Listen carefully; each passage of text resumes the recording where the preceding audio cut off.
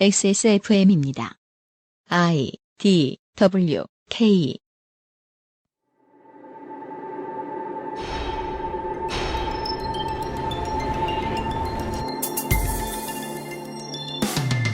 구테스 UN 사무총장은 반기문 전 총장의 대선 출마를 막으려고 했을까요? 반기문의 대선 출마는 불법이었을까요? 그간의 촛불 집회에 북한의 지령을 받은 일본 공산주의 단체가 참여한 적이 있을까요? 그런 단체가 존재하긴 할까요? 음식이나 공산품을 만들 때 싸면 비지떡이라는 격언을 우리는 늘 명심하고 있습니다. 오늘날 우리의 주변에 불량의 위험이 없는 뉴스는 과연 얼마나 있을까요? 미디어 큐레이션 가짜 뉴스의 소리를 찾아서해서 분석해 보겠습니다.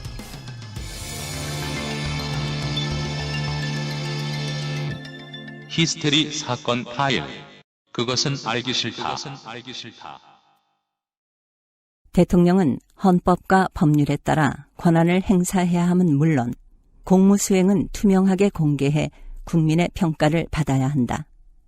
그런데 피청구인은 최서원의 국정 개입 사실을 철저히 숨겼고 그에 관한 의혹이 제기될 때마다 이를 부인하며 오히려 의혹 제기를 비난했다. 이로 인해 국회 등 헌법기관에 의한 견제나 언론에 의한 감시 장치가 제대로 작동될 수 없었다.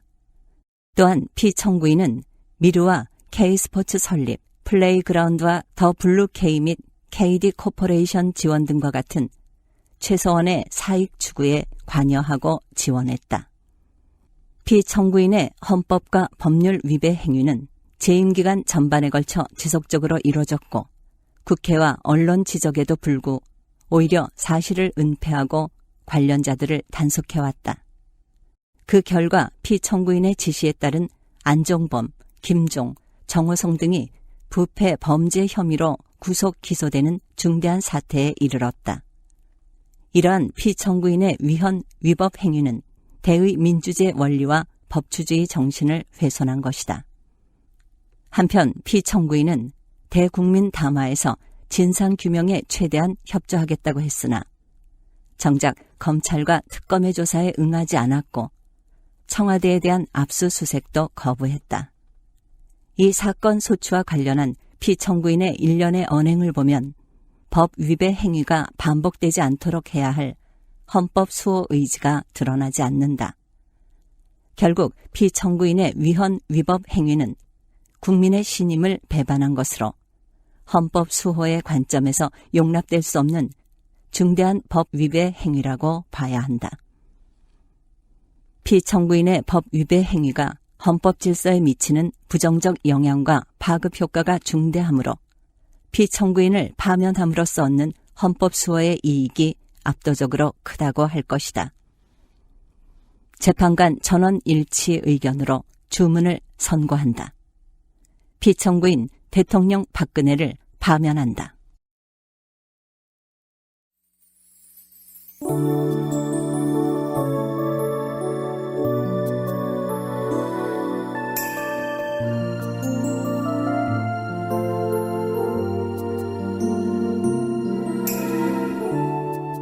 법을 듣는 시간 오디오북 헌법소리.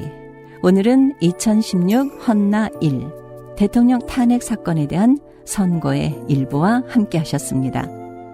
이거 사실 소라소리에서 읽어도 되는데 사장이 굳이 그 알실에서 역사를 기록해둬야 한다고 저를 귀찮게 구네요.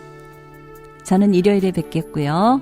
그 알실 UPD 나와주세요.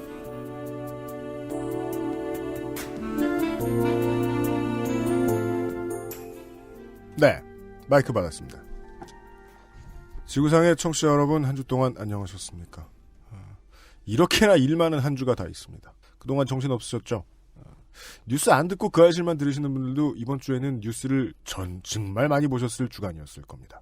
100년 뒤에 이 파일을 찾아 들으시는 역사가들을 위해서 간단하게 말씀드리면 대한민국의 대통령이 아니게 됐고요. 예, C가 적당한 표현이 되었고요. 대통령은 현재 그 기분이 매우 뒤숭숭해가지고 네. 그 전에 있던 그 변호사를 안 만나주고 댁에 계시는 걸로 아는데 댁에서도 머리는 올리고 계시고 메이크업은 하고 계시는 걸로 여겨지고 있고요. 변호사가 찾아가는 것도 되게 웃긴 것 같아요. 저는 왜 갔어? 의뢰인의 의뢰를 수행하지 못했는데. 그래도 난 잘했징 하고 들어러 갔나? 그리고 그 네. 집안에서도 머리를 올리고 하고 계시다는 것에서 알 수 있듯이 이분은 참 파파라치에 익숙하시다. 네. 대선 레이스에 뛰어들었다가 이제 거의 1, 2등을 다투다가 먼저 빠진 전 유엔 총장이 있었죠. 예. 거기에 후속탄으로 이번 주에는 그 대통령 권한대행이 대통령 권한대행을 만들면서 대선 출마를 하려다가 포기했죠. 예. 그런 일이 있었던 한 주였습니다. 이렇게나 짧게 정리할 수는 없는데요, 원래는. XSFM의 그것은 알기 싫다 217번째 목요일 순서입니다. XSFM의 책임 프로듀서 UMC입니다. 윤세민 기자입니다. 네, 안녕하십니까. 요즘 SNS에 대해 고민이 많은 윤세민입니다. 그 단어를 쓸 것인가 말 것인가? 외국에 이제 돌아다니다 보면은 그 단어는 거의 안 보여요. SNS라는 말은 패션 업체 있죠? 네. 스니커즈 앤 스톱. 그곳의 줄임말이다. 네. 그렇구나. 소셜 네트워크 그렇게 쓰는 경우 저는 거의 못 봤어요. 하긴 그냥, 외국에선 그냥 서비스명을 얘기하더라고요. 예. 뭐 페이스북, 트위터 이렇게. 그렇게 공사를 되잖아요. 만들 때도 트위팅. 네, 마치 워크맨이 워크맨인 것처럼 말이죠. 스카치 테이프이 스카치 테이프인 것처럼. 그러게요. 네. 제가 고민이 많은 이유는요. 뭔데요? 이제 뭐 탄핵이 인용됐다는 깊은 소식을 듣고 누군가에겐 기쁘지만 저는 그 누군가 쪽입니다. 네. 그 소식을 듣고 글쎄요. 왠지 모르게 반사적으로 SNS들을 확인을 하게 되더라고요. 다른 사람들은 어떻게 기뻐하나를 보고 싶죠. 뭐 그런 것도 보고 싶고 또 연관된 뉴스 소식들이 있는지를 왠지 기사를 안 보고 우리는 SNS를 보잖아요. 소셜의 반응을 보면 사람들 반응은 뭐 2002년에 월드컵 4강 올라갈 때하고 똑같은 것 같아요. 자기 위안을 방안에서 하고 있는 사람들? 예, 뭐 거품이다, 뭐 잘했다, 거품이라 말하는 사람이 이상하다, 뭐 그 다음에 축협은 어떻게 굴겠지, 뭐 비관적인 얘기 막 자기만 안다는 듯이 하고. 소셜은 뭐 큰일 나면 다 비슷하잖아요. 왜인지 모르게 한 10분 정도 보다가 예. 누가 무슨 말을 하든 짜증이 나는 거예요. 원래 그래요. 원래 그런가요? 트위터랑 페북은 원래 그래요. 내가 관심 가지고 있는 분야를 10분 이상 보면 안 돼요. 그러게요. 내가 관심 가지고 있는 분야를 10분 이상 봐서 재밌을 수 있는 건 짤방들 뿐이에요. 한편 러시아에서는. 이런 거밖에 없어요. Meanwhile in Russia. 이런 거밖에는 10분 이상 봐서는 안 된다. 그 세상이 변한 게 없습니다. 다시 한번 강조합니다. 2017년 우리 회사의 그 교시예요. 혁명은 도둑처럼 찾아옵니다. 이미 절반 완수돼 있습니다. 정말 놀라운 일이죠. 우리는 대통령을 헌법으로 끌어내렸어요. 네. 이게 가능한 나라 진짜 얼마 없어요. 그렇습니다. 역사적인 주간에 그 다음 역사를 고민하는 이야기를 들려드립니다. XSFM의 그것은 알기 싫다 잠시 후에 시작하지요. 그것은 알기 싫다는 에브리온 TV, 나의 마지막 시도 퍼펙트 25 전화 영어, 맛있는 다이어트 토탈케어 아임닭, 이탈리아에서 온 케이크 라 파스티체리아, 실천하는 사람들을 위하여 한국 레노버에서 도와주고 있습니다. 네. XSFM입니다. Maestro pasticcere. La pasticceria. 라 파스티체리아는 이탈리아 마이스트로에게 직접 수확한 파스티체레가 전통의 방식 그대로 최고의 재료와 함께 구우는 천연 발효 빵입니다. 일반적인 제빵에서 사용하는 이스트를 쓰지 않은 이탈리아 전통 방식의 천연 발효종을 사용한 지금까지 경험해보지 못한 풍미와 식감. 천연 발효빵이라 장기간 보관해도 맛은 그대로. 방부제를 전혀 사용하지 않아 건강에도 좋은 라 파스티체리아. 낯설은 만큼의 기대감. 이탈리아에서 온 케이크 라 파스티체리아. 닭가슴살의 비린내와 퍽퍽함이 공포스러웠다면 프리미엄 세이프 푸드 아임닭.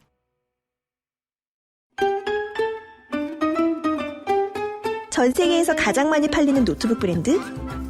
당신이 무엇을 짐작하던 사실은 변하지 않습니다. 까다로운 군사 규격을 통과한 인류 최초의 노트북 싱크패드. 저렴하고 세련된 디자인의 일상형 노트북 아이디어 패드. 글로벌 판매율 1위 노트북 브랜드 레노버. 지금 최대 40만 원 할인 혜택을 액세스몰에서 확인하세요. Lenovo for those who do.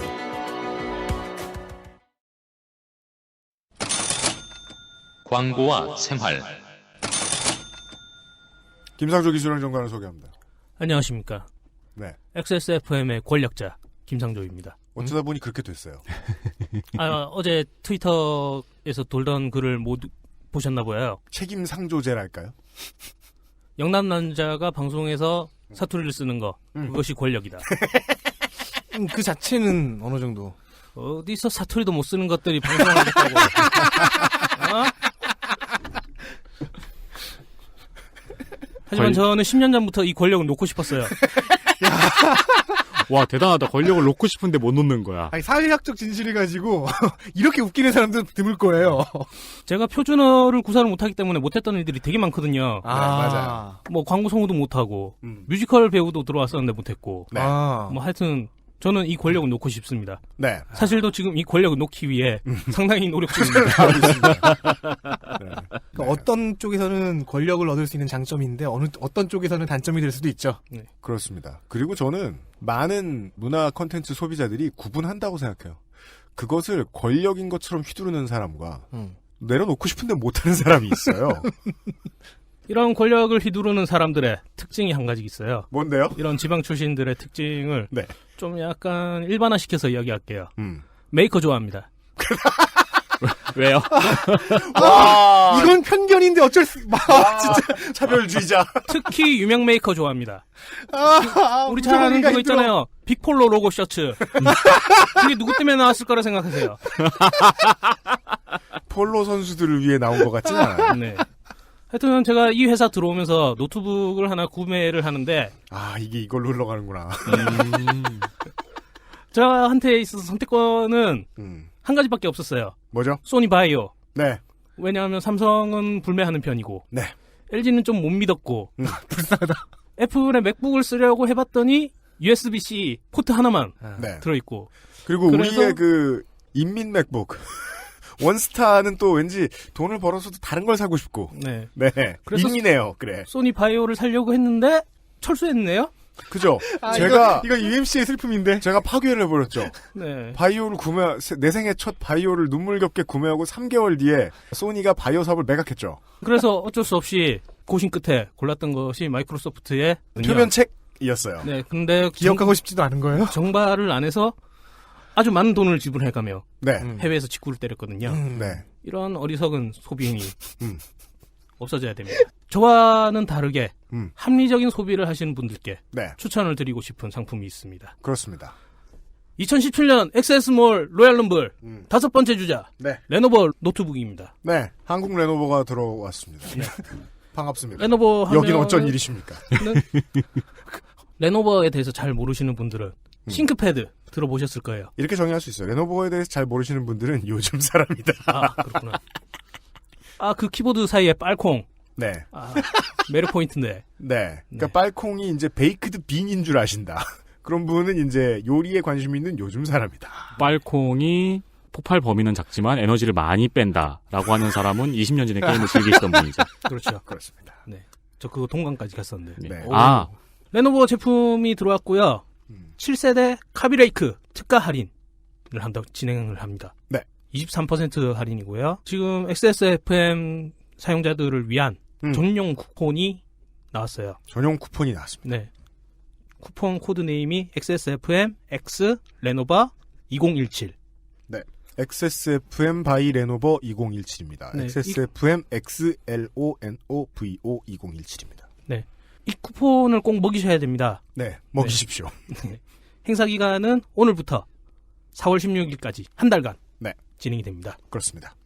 원래 이제 오픈마켓에서 노트북 살 때는 네. SSD 교체하거나 네. 램 늘리거나 할 때 그 사설업체에서 까보잖아요. 그렇죠. 그러면은 이제 그 AS 할 때 공식 AS 센터에서 가끔 뭐 거부하거나 그렇죠. 혹은 그 핑계를 대거나 그래서 사람들 골치 아프게 할 때가 많은데 여기서 지금 한국 레노버 홈페이지에서 저희 코드 대고 들어가시면 안 뜯어진 상태에서 커스터마이징된 PC가 나옵니다.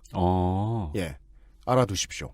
그렇게 살 수 있는 곳은 한국 레노버 사이트밖에 없습니다. 한국에서는. 주문할 때 맞춤 주문을 할 수 있는 개념이네요. 그렇습니다. 맞춤 주문을 했는데 여전히 순정인 상황인 것이죠. 예.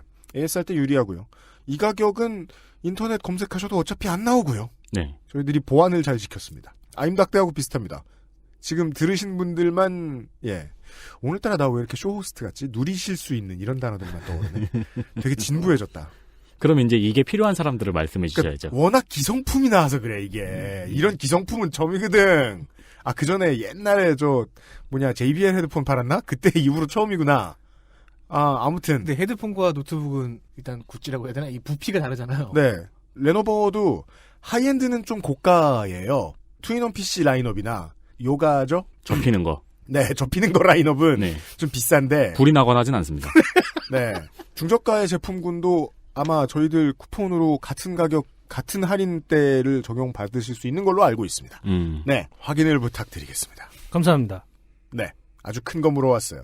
김상조 기술행정관은 아직 권력이 있고 그것을 놓을 능력이 없습니다.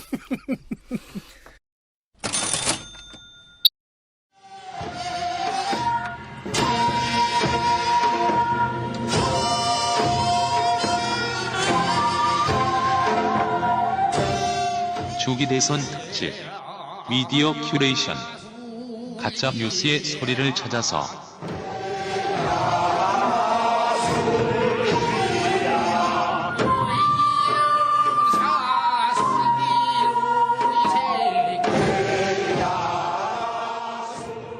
이 BGM은 어느 때에 불리는 노래인가요? 이제 알려드리죠. 감사합니다. 이 트위터예요. 프리소퍼님께서 구성진 우리 가락의 제목이 뭔지 몹시 궁금하다. 네, 마음이 편안해지는 느낌이라고 말씀해 주셨습니다. 그건 뭐 개취니까요? 개취인데 노동요는 노동 안 할 때 들으면 참 마음이 편해요. 지루하지 않나요? 저는 그리 봅니다. 아니요. 듣고 있으면 왠지 비 많이 올 때 고지대에 사는 사람의 기분이 들어요. 아래는 죽어나겠구만 이런 생각이. 예. 노동요를 듣고 있으면 부르는 사람들은 개고생이구만 이런 생각이. 예. 땡보의 평화로운 오후 같은 거죠. 노동요를 감상한다는 건. 지방무형문화재 제1호 전라남도 거문도의 어민들이 고기를 잡을 때 부르는 노래. 예. 거문도 뱃노래입니다. 네. 그럼 배 위에서 누군가는 태평소를 불고 누군가는 북을 치시는 건가요? 그런가 봐요. 풀밴드가 지금. 그러니까요. 예. 그럼 배에 이렇게 악단의 자리도 있겠네요. 스테이지도 있겠죠. 그죠. 그러니까 왠지 영화가 떠오르네요. 타이타닉이요. 아니 타이타닉도 있고. 넌 타이타닉이구나. 타이타닉에서 그 마지막까지. 난 매드맥스였는데. 연주해주시는 분. 매드맥스. 매드맥스의 그 어선 버전. 그러니까 뉴클리어 아포칼립스를 다루는 것은 아닙니다만은 어민들의 노동요는 다들 공통적으로 만선의 염원을 담고 있습니다. 네. 그리고 이제 마지막 벌스에는 이제 만선이 돼서 좋구나 같은 내용이 들어가 있겠죠. 네. 예, 이런 이야기를 다루고 있습니다. 현대의 가장 큰 낚시에 대한 이야기를 하고 있었습니다. 호스트 홍성갑 덕질인입니다. 네, 안녕하십니까. 이제서야 소개를 받습니다. 이 곡이 노동요였다는 것을 오늘 지금 이 자리에 달았습니다. 네. 노동요를 선곡했다는 것은 나더러 일을 더 하라. 그렇죠. 더 많은 사람을 만나고 더 많이 돌아다니고 더 많은 검색을 하라는 그렇죠. 뜻이었군요. 선금이 나갔거든요. 그렇습니다. 아무튼 XSFM 덕질문화재 1호 홍성갑 덕질인입니다. 감사합니다. 그렇게 소개해 주셔서. 숫자에는 가치의 경중이 들어가 있지 않습니다. 그렇습니다. 그냥 선착순이란 얘기죠. 가짜뉴스를 다루고 있습니다. 네. 그런데 지난주 그 알실 사무엘 성님의 A회에서 가짜뉴스라기엔 좀 모자라는 오보가 발생했기에. 그래요? 대신 제가 AS를 하기로 합니다. 그걸 왜 대신하세요? 왜인지는 설명드리면 압니다. 216회 목요일에 있었던 이 사무엘님의 사무엘성님의 룸비니 불교 성지 사업과 관련된 이야기에서 디테일한 오보가 하나 있었습니다. 네, 틀린 게 있대요. 서희현 전 총무원장이 이제 조계종에서 복권되었다는 얘기를 하시면서 네, 그분이 이제 노태우 정권 때 무슨 멋진 일을 하셨는지도 소개해 주셨죠? 저도 그때 기억나요. 반쯤 불타는 경찰버스 위에 우통벗으신 어떤 이렇게 스님이 올라가 계신데 이렇게 뒷모습인데 뒤에 문신도 좀 있고 뭐 이런. 진 조계 무쌍. 그 서희현 복권 바로 다음 달에 네. 일베 수컷 종정 성호스님도 복권되었다는 말씀을 하셨는데요. 사실 복권이 아닙니다. 네. 서희현 복권이 15년 7월입니다. 그리고 다음 달 8월에 성호스님이 조계종과 자승 총무원장에게 참회를 했습니다. 네. 당시 기사에 인용된 말들을 쭉 한번 읽어볼게요. 참회가 상당히 다이나믹해요. 마음속에서 치솟아오르는 분노와 원망을 다스리지 못하고 입으로, 몸으로, 마음으로 불주와 종단에 큰 죄업을 지었다. 이건 뭐 카노사의 굴욕 같은 건가요? 사실이 아닌 것을 사실인 양 말해. 무릎 꿇고 오래 있으면서 저런 심할서 입으로 쓰는. 불교와 종단에 큰 누를 끼친 죄가 결코 가볍지 않다. 손압은 종헌종법에 따라 선출된 33대와 34대 총무원장 스님에 대해 일방적인 비난과 허위사실을 유포함으로써 대내외적으로 종단의 명예와 신뢰를 크게 실추시켰다. 줄여주세요. 등등 쭉 있어요. 네. 불교닷컴에서는 2015년 8월 18일에 이 기사를 보도했는데요. 예. 보시면 알겠지만 거의 도계자 수준으로 일본의 도계자 수준으로 참여를 하고 계세요. 근데 이번에? 그 참여의 결말은 뭔가요? 그러니까요. 자, 약지를 자르는. 그래서 이 건을 놓고서 사무엘 선임과 이렇게 얘기를 할 때, 야, 너 그거 봤어? 서희연 복권 됐대. 정말요? 언제요? 보니까 15년 7월이야. 형, 그거 바로 다음 달에 성호 스님이 참여했는데? 라고 얘기해야 되는 것을, 바로 다음 달에 성호도 복권 됐는데? 사면 되는데? 라고 말해버린 거예요, 제가. 사무엘 성님이 틀린 게 아니라, 제가 잘못 가르쳐줬다. 님 때문이군요. 그러니까 마지막으로 제가 이걸 확인한 게 사무엘 성님의 잘못은 가비를 믿었다. 동국대 사태를 그 조계종 플러스로 설명했던 그 방송, 그게 작년 4월이었나요? 네. 1년이 약간 안 됐죠? 네. 기억도 가물가물했던 데다가 이 정도로 참여를 했는데 당연히 복권이 되지 않았겠냐라고 생각했던 거죠. 그리고 사무엘 성님은 다른 더 중요한 팩트를 체크하는데 바빴기 때문에 이 부분을 미처 확인하지 못하셨습니다. 네. 너무 많은 새로운 팩트들이 나왔죠. 그날 방송은. 가뜩이나 이 방송이 아직 익숙치 않은 형님인데 그렇죠. 제가 좀 잘못한 것 같습니다. 맞습니다. 사무엘님 방송 준비할 때 말 걸지 마세요. 제가 바쁜 분을 생각보다 많은 사람들이 우리 홍덕질인을 믿었다가 큰 코를 다치는 일이 발생하고 있습니다. 저는 진짜 저도 저를 믿었다가 다칩니다. 네. 성가비와 함께한 저의 삶은 온몸이 창상이죠. 예. 지금 구멍 안 뚫린 데가 없어요. 그리고 또 하나의 AS 제가 사소하게 잘못한 게 하나 있습니다. 뭡니까? 제 방송분에서 비회에서 제가 필터 버블을 기술이라는 식으로 얘기를 했는데요. 네. 이거 잘못된 얘기죠. 아, 그래요? 예, 필터 버블이라는 거는 이제 엘리 페리저라는 사람이 자신의 저서 생각 조종주들, 이거는 한국 제목이고 원제는 The Filter Bubble입니다. 네. The Filter Bubble이라는 책에서 주장한 개념인데요. 기술이 아니고요. 그 기술, 즉 개인화된 검색을 통해서 사람들이 필터링된 정보들을 받아들이기 결과가 어떻게 되는가를 말하는 용어입니다. 기술로 된 게 아니고 그 기술의 결과를. 현재 기술의 결과요? 네. 버블이라는 단어가 쓰인 게 자신만의 문화적, 이념적 거품에 들어간다, 거품에 가둔다 라는 식으로 말을 하는 겁니다. 네. 필터 버블을 검색하려다가 잘못 검색했더니 팔척 귀신이 검색이 됐네요. 윤세민은 검색 연습 중입니다. 네. 이 필터를 왜 못 치지? 방금은 피터팬을 검색했어요. 팔척 귀신이 뭔지 설명 듣고 싶지만 넘어갈게요. 일본에 나오는 귀신이에요. 소금을 문 앞에 두면은 퇴치할 수 있어요. 아침에 일어나면 소금이 타 있대요. 그만. 소금을 구워주는 역할을 하는 괴물이군요. 맞습니다. 온라인 활동가 일라이 파라이저가 처음으로 썼던 말이군요. 필터 버블 이펙트에 대한 설명을 다시 해주셨어요. 파라이저 본인은 이걸 조금 부정적인 쪽으로 많이 사용하시는데 네. 어쨌든 그러합니다. 역시 이것도 제가 다른 것들을 조사하느라 듀크 대학 사이언티픽지 논문을 되지도 않은 영어로 떠듬떠듬 읽느라 미처 네. 원고의 오류를 확인하지 못한 저의 잘못입니다. 네. 가짜뉴스는 이렇게 바쁨 또는 무의미한 신뢰에서 비롯되기도 합니다. 바쁨? 신뢰. 1번 바쁨, 2번 믿으면 안 되는 놈에 대한 신뢰.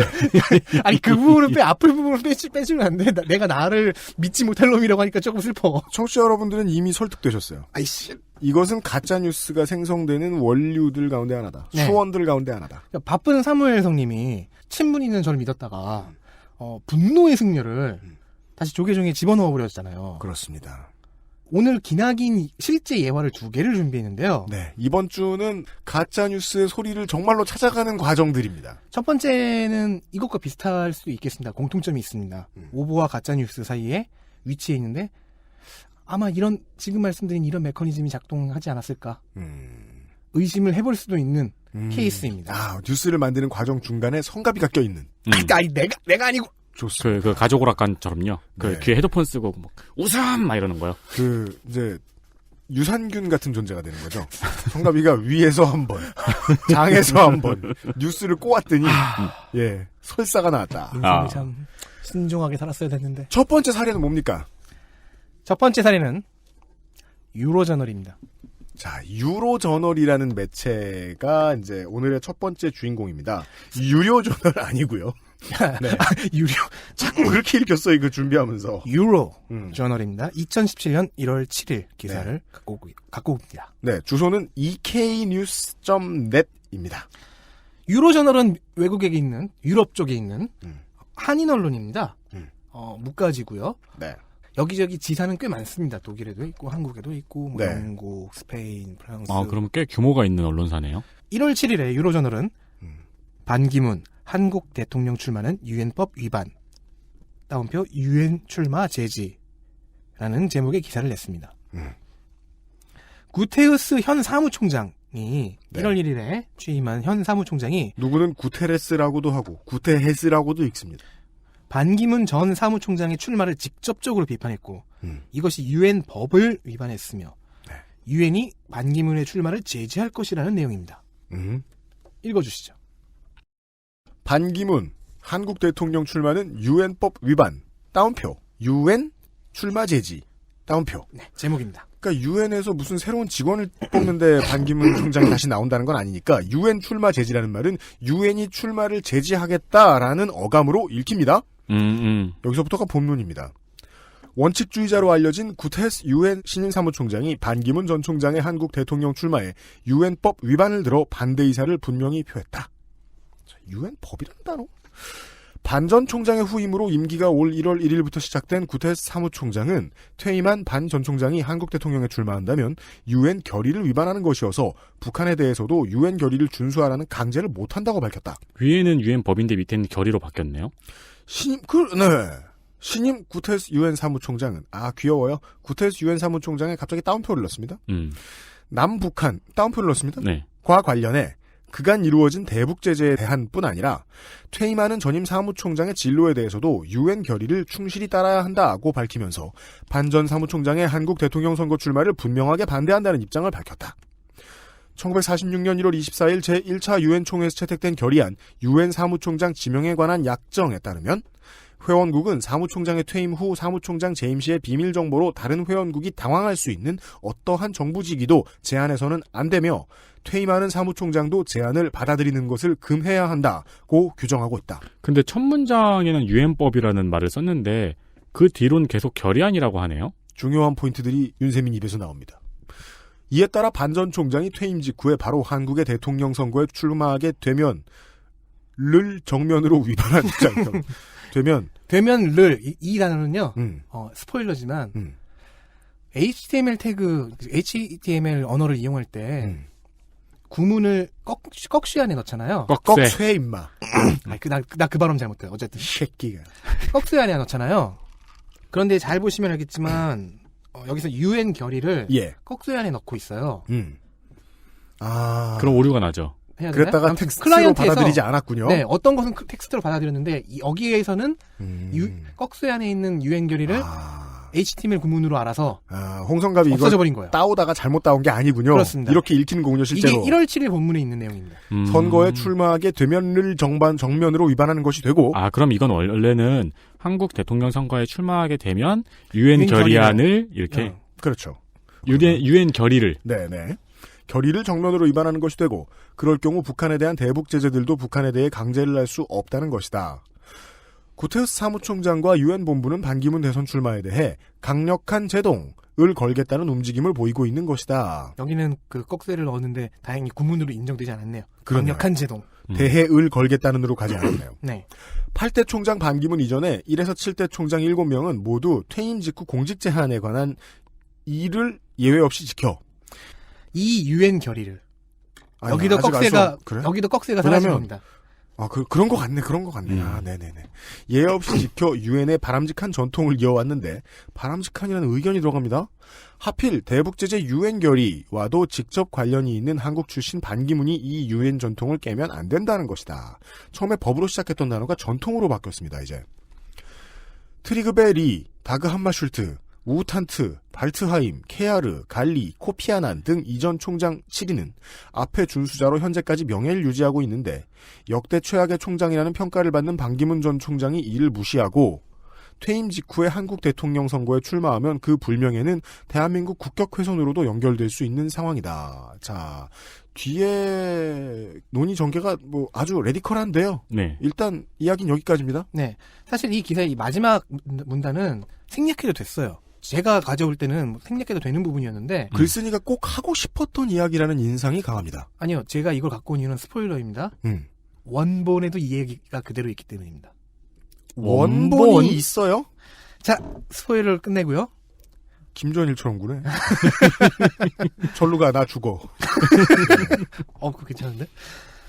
반기문 전 총장이 대권 도전 의지를 밝히면서 범보수권 지지율을 끌어모으던 금년 초 반기문 후보, 예비 후보라고 할까요? 어쨌든 반기문을 반대하던 사람들에게는 이런 소식이 좀 위로가 되는 소식이긴 했습니다. 네, 이 글의 마지막 문단 국격 훼손으로 연결될 수 있다 이런 어감은 위로가 막 되죠. 그렇구나, 이 국격을 훼손하는 실제로도 이 기사에서 소개하는 이 논리는 그리 틀린 것은 아니에요. 실제 유행 결의라는 것이 있고 이 유행 결의가 있고 이걸 안 지키면 좀 남들 보기 좀 부끄러워지는 건 있긴 있는 거죠. 국격 이스터 훼손. 하지만 정보 쪽은 틀린 것이 있습니다. 그리고 이 차이가 꽤 큽니다. 자, 구테우스 총장이 저런 발언을 했는지는 확인되지 않았습니다. 반기문 출마를 막겠다. 제동 걸겠다. 그리고 반기문의 출마가 문제되는 항목은 윤세민이 지적했듯이 앞에서는 유엔 법이라고 했잖아요. 네. 법이 아니에요. 유엔은 법이 없습니다. 법적 구속력이 없는 유엔 결의입니다. 그리고 이것도 명기가 되어 있는 방식이 하지 않는 것이 바람직하다. 삼가야 한다는 권유형입니다. 물론 유엔은 국제법의 광의의 주체로 보는데 근데 그 주체로 본다는 게 우리가 국법을 생각하는 것처럼 막 법을 제정하고 막 법을 새로 입법하고 그러지는 않는다는 거예요. 사법하고. 이거 약간 번역의 뉘앙스 차이인가요? 하지 않는 것이 바람직하다, 삼가야 한다라고 방금 덕질인이 말씀을 하셨는데요. 위에 기사문에서는 금해야 한다라고 적혀 있거든요. 네. 그렇죠. 뉘앙스를 어떻게 번역하느냐에 따라 달린 거죠. 제가 지금 막 얘기한 것처럼 부드럽게 번역한다고 하더라도 유엔결의의 법적 구속력이 없을 뿐이지 실질적으로 명령처럼 받아들여야 되는 게 세계 시민으로서 자세고 OECD 국가로서 나름 선진국 대열에 들어가는 나라로서 해야 되는 거 아니냐. 이건 사실상의 의무 아니냐라고 하는 것도 설득력은 있습니다. 오, 정의로운 사람처럼 말 잘한다. 그러니까요. 놀랬어요. 캐릭터를 만들었어 방금? 평소에 절대 이렇게 한 말 하면서. 즉 유엔 결의에 관련된 논지가 틀린 것은 아닙니다. 예. 이제 엄밀히는 기사 앞부분에서 말한 법은 아니고 네. 게다가 가장 중요한 이와 관련해서 구테우스 총장이 직접적인 출마 저지 발언 혹은 출마 저지 행동을 한 적이 없다는 겁니다. 기록이 없습니다. 아, 이게 제일 중요하네요. 법이고 결이고 이거는 좀 부차적인 문제고 아예 없는 걸 그냥 만든 거잖아요. 확인되지 않은 거죠. 유로저널은 영국 런던에 본사를 둔 교민 대상 무료제입니다. 네, 주소를 그러니까 그 사이트에 들어가시면 그 위치를 확인하실 수 있는데요. 네. 영국에 있는 잉글랜드에 있는 것 같습니다. 네. 발행인인 김모 씨는 김모모라는 다른 필명으로 논설위원이자 기자로도 활동하고 있습니다. 이 회사의 기자들의 메일 주소는 EK뉴스 샵샵은 번호죠. 이걸로 통일이 되어 있어요. 아, 그 뒤에 번호가 뭐 1번, 2번, 3번, 4번. 근데 이 발행인의 다른 필명인 김모모의 메일은 01입니다. EK뉴스 01. 즉 1번 기자입니다. 아, 네. 이것은 선착순일까요? 아니면 가치에 따른 위계일까요? 그것도 고민해봐야 되는데 그래도 1번은 어느 쪽이든 간에 왜 궁금? 1번이에요. 그것은 덕질인 1번으로서의 자존감인가요? 아니, 무형 덕질 문화재. 아, 무형 덕질 문화재 1번으로서의 난 자존감. 형체가 있습니다. 왜 그래요? 아, 그치. 무형은 아니잖아요. 난 형체가 있어요. 네. 안 보고 싶어서 그랬나 내가? 무형이면 팔뚝 귀신이죠. 소금 뿌리지 마. 그리고 1번이라고 그러니까 되게 좀 비참하네요. 1호인데. 아, 그렇지. 자, 어쨌든 김모 발행인은 대표 겸 발행인 겸 논설위원 겸 기자, 즉 대빵이시죠. 이 기사를 쓴 분이 바로 이분입니다. 그래서 이분을 만나기 위해서 런던 영국 갔어요? 영국 보내달라고 얘기하고 싶었는데 네. 가서 이제 만나고 난 다음에 뭘 할까를 생각하면서 빅밴도 보고 이런 생각을 하게 되면서 절대 허락 안 해주겠구나 하고 접었습니다. O2 아레나도 가고. 그렇죠. 예. 유로저널의 김 대표님의 해명에 따르면 전 어쩔 수 없이 통화를 한 거죠. 네. 런던 보내줘. 이 재밌습니다. 홍성갑 지금이라도. 덕질인이 그 유로저널의 김모 대표하고 그 전화 인터뷰를 짤막하게 했는데요. 그 결과에 나타난 이야기들이 아주 재밌더라고요. 네. 이 기사는 블로그의 기사 형식으로 올라온 것을 보고 보도한 것이라고 합니다. 블로그를 보고 보도했다? 네. 근데 이제 김 대표 여기선 다 중요하네요. 블로그, 기사 형식, 보고 보도. 네. 자, 그런데 김 대표님에게 제가 이 부분을 계속 물었을 때 이렇게 얘기합니다. 단시간도 아니고 장시간 게시판과 블로그에 떠돌아다니는 글이었다. 계속 올라오는 것을 보고 이게 안 없어지니까 신빙성이 있다고 판단해서 기사화한 것이다. 한국의 다른 언론들도 다 그렇게 하지 않느냐는 답변을 하셨습니다. 일단은 인터뷰에 응해주신 김 대표님께 감사를 드리고요. 네. 이분이 하신 말씀이 한국의 다른 언론들이 다 이러고 있다는 사실을 정확히 알고 계시고 그리고 기사화할 만큼 신빙성이 있는 전제라고 한국의 언론들이 생각하기 쉬운 것이 장시간 게시판과 블로그에 있는 글이라는 게 자격이 된다는 겁니다. 근데 그런가요? 한국의 다른 언론이 다 이렇게 하나요? 그럼요. 자, 그래서 해당 글을 열심히 찾아봤습니다. 사실 한국일보에서도 찾아내셨는데 네. 한국일보 기자분과는 연락이 안 돼서 어쩔 수 없이 제가 직접 찾아냈어요. 해당 글은 최초에는 2016년 12월 27일 16시 31분 제 친구 생일이네요. 2016년 12월 27일 4시 반. 네. 다음 아고라에 처음 올라왔습니다. 네. 역시 다음 아고라. 한국의 지식의 원천이죠. 화수분이에요. 화수분. 네. 원본 찾아내기가 약간 빡세는데. 게시자의 닉네임은 한반도. 어려운 닉네임 캐치하셨네. 아이디의 첫 두 글자는 KO이며 나머지 필터링된 글자는 세 글자입니다. 네. KO 땡땡땡. 와, 그럼 이건 팔아도 되는 닉네임이겠다. KO 땡땡땡. 근데 뭐 전혀 다른 걸 수도 있겠죠? 그죠. 코코아 이런 걸 수도 있잖아요. 네. 3월 14일 17시 30분 현재라고 했을 때 현재 1502개의 글을 다음 아고라 토론란에 게시하신 분입니다. 이 아이디를 쓰시는 분이. 네. 최근에는 문재인 안희정에 대한 비판글과 이재명에 대한 응원글을 올리고 있습니다. 네, 그런 분이고요. 이분의 스타일이 있어요. 제목 앞에 꽉 찬 다이아몬드 특수문자를 2개 달고요. 네, 여러분 눈으로 상상해 주십시오. 그 다음에 괄호에 담긴 단어를 쓰는데요. 속보, 특보, 특종, 긴급 특종, 단독 같은 거를 씁니다. 그런 후에 제목이 나옵니다. 이 긴급 특종이라는 말의 어감은 우주 최저가 같은 어감이네요. 그죠. 근데 속보, 특보, 특종, 긴급 특종, 단독이라는 말을 쓰면서 그 안에 있는 내용은 기사 링크인가요? 보시죠. 자, 이 한반도라는 네티즌의 글은? 네티즌의 이 글이 몇 분 만에 다른 다음 블로그로 또 며칠 후에는 네이버 블로그로 퍼져나갔습니다. 이게 퍼지는 힘이 세니까 아고라가 중독성이 있나 봐, 글을 쓰기 시작하면. 이렇게 홍보가 쉬운데 왜들 그렇게 힘들어하죠? 그니까 말이야. 광고주 여러분 저희한테 오지 마세요. 아고라에 그 다이아몬드 꽉 찬 거 2개 놓고 속보, 특보, 아로니아진 스페셜 첨가물, 긴급 특종, 병, 긴급 첨가, 포장. 지금부터 제가 이 글의 문장들을 읽어드릴 텐데요. 앞선 유로저널의 기사 문장들을 떠올리면서 비교해 보십시오. 그러니까 지금부터 읽어주실 문장은 한반도라는 네티즌이 쓰신 글이에요. 네. 이 글은 맨 처음에 반기문 사무총장과 구테우스 총장이 반쯤 포옹하고 있고 구테우스 사무총장이 반기문 총장을 살짝 가리키는 친밀해 보이는 그런 가까운 사진으로 짤로 시작합니다. 그리고 그 밑에 캡션이 달려있죠. 신임 사무총장 따옴표. 당신 출마 안 돼. 느낌표 따옴표. 그리고 이제 본문이 시작이 됩니다. 본문이 되게 쿨한 문투예요. 시처럼 읽어보세요. 그렇죠. 이건 시죠. 네, 이거 윤소란 선배님처럼 해야 되는데. UN 본부. UN 본부. 새 총장. 다음 줄. 반기문 출마. 제동 움직임. 다음 줄. 따옴표 퇴임 반기문. UN 결의 지켜라. 따옴표. 다음 줄. 연이 바뀌죠. 행만 아니라 연도 바뀝니다. 네. 이게 잘 보시면 알겠지만 거의 다 3줄, 4줄 단위로 연을 구성하고 있어요. 빨리 읽어볼게요. 이분의 스타일이에요. 반기문 총장 UN 결의 안 지키면 다음 줄. 북한에도 UN 결의 준수를 강제 못해. 다음 연. 2017년 1월 1일부터 임기가 시작되는 구테우스 UN 사무총장은 원칙주의자로 알려짐. 다음 연. 신임 구테우스 UN 사무총장은 UN에서 그간 이루어진 다음 줄. 모든 UN 결의는 해당 국가 또는 해당 인물이 다음 줄. 조건 없이 지키지는 것을 원칙으로 해야 한다는 입장. 그대로 읽고 있습니다. 그리고 보면 내용이 앞에 유로저널의 기사하고 비슷하거나 같은데 따옴표 쓴 부분과 중괄호를 쓴 지점이 같아요. 네. 이런 기호를 같은 타이밍에 쓴다는 거는 거의 붙여왔다라는 느낌을 강하게 주죠. 그렇죠. 그간 신임 구테우스 유엔 사무총장은 남북한과 관련 그간 이루어진 대북 제재에 대한 유엔 결의뿐 아니라 퇴임하는 전임 사무총장 괄호 열고 반기문 괄호 닫고의 진로에 대해서도 유엔 결의를 충실히 따라야 한다는 것. 1946년 1월 24일 제1차 유엔 총회에서 채택된 결의안 유엔 사무총장 지명에 관한 약정에는 이렇게 명시되어 있다.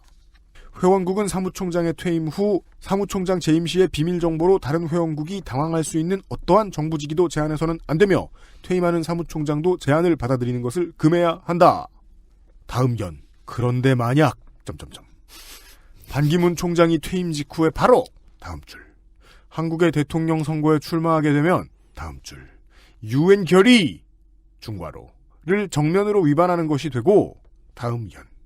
그럴 경우 북한에 대한 대북 제재 중괄호 유엔 결의들도 북한에 대해 강제를 할 수 없다는 것 느낌표.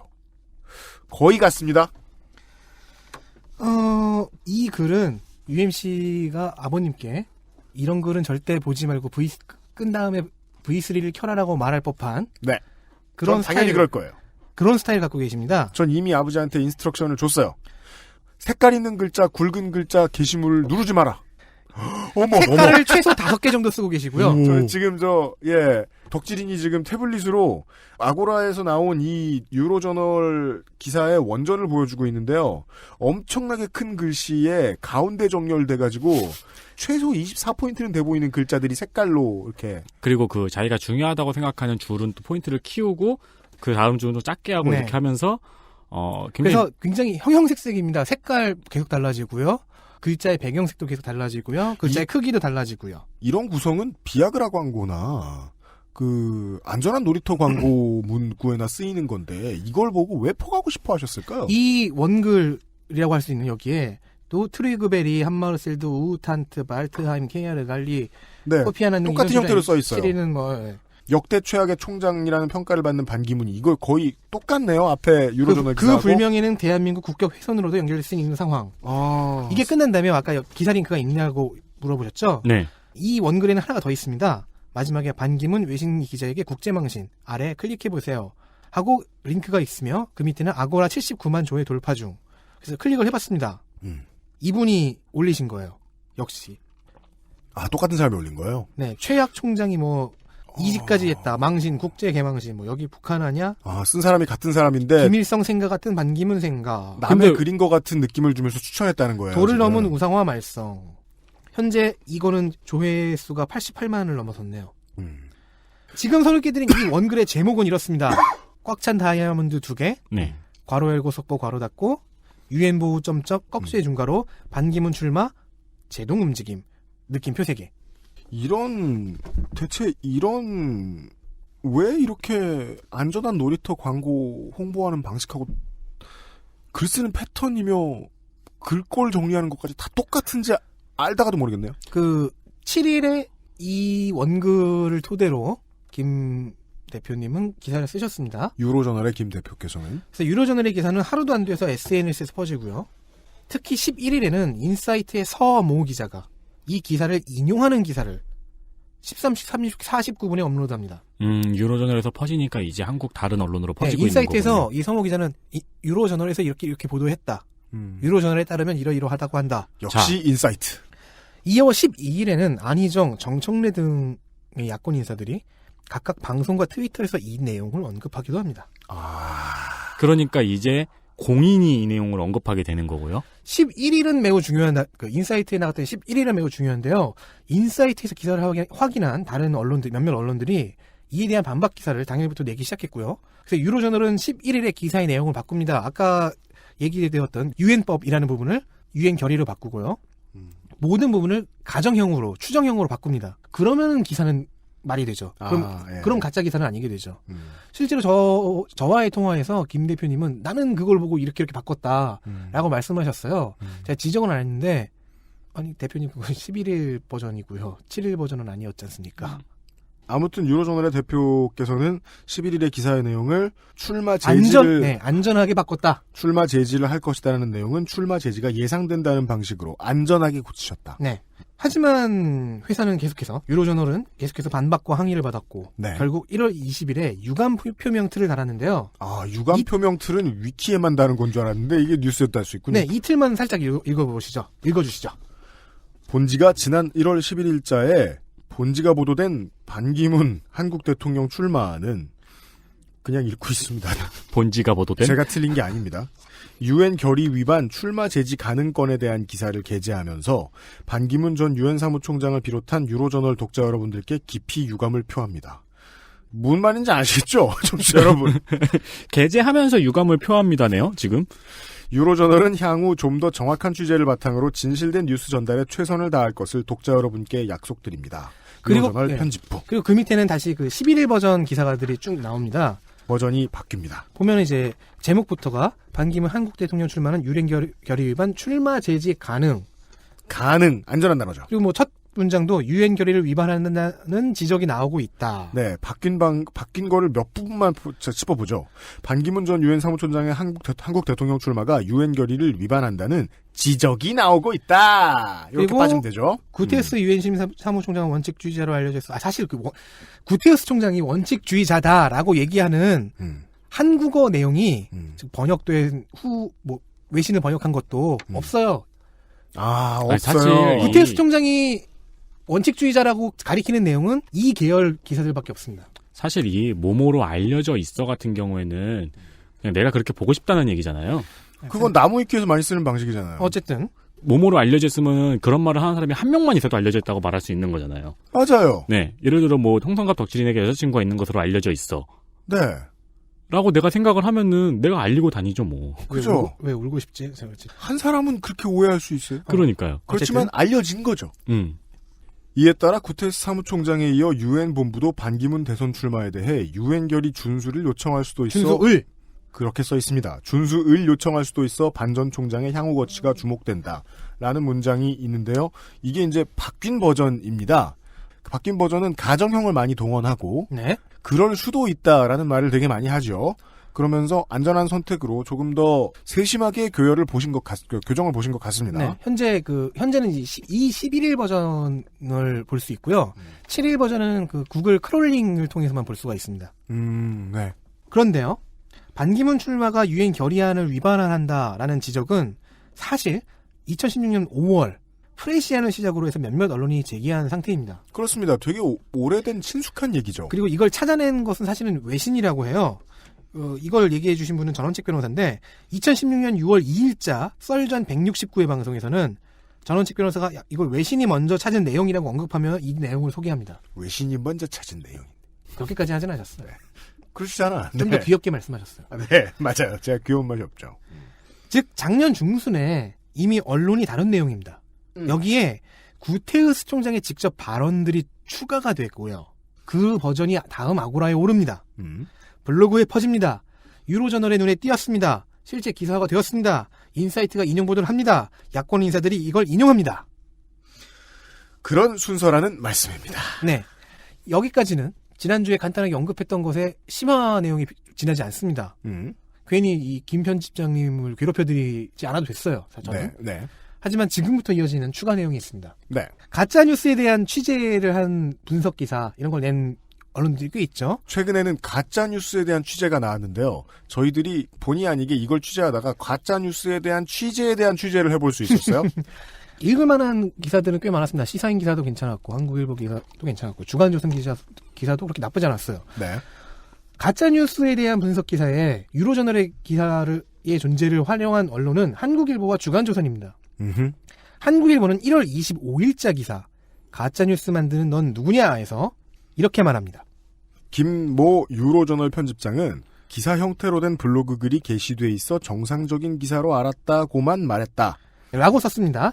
그리고 주간조선은 2월 6일 2443호의 기사 가짜뉴스 세상을 어떻게 현혹하나에서 블로그에 기사 형식으로 글이 올라와 있기에 정상적인 기사인 줄 알았다. 다운표. 인터넷에서 올라온 게시글을 보고 베꼈었다는 주장이다. 구테스 총장 측에 사실 확인을 했는지 물으려 했으나 김 모 씨는 더 이상의 대화를 거부했다. 김 대표님의 발언을 직접 인용한 기사, 김 편집장님의 발언을 직접 인용한 기사는 한국일보와 주간조선 두 곳이죠.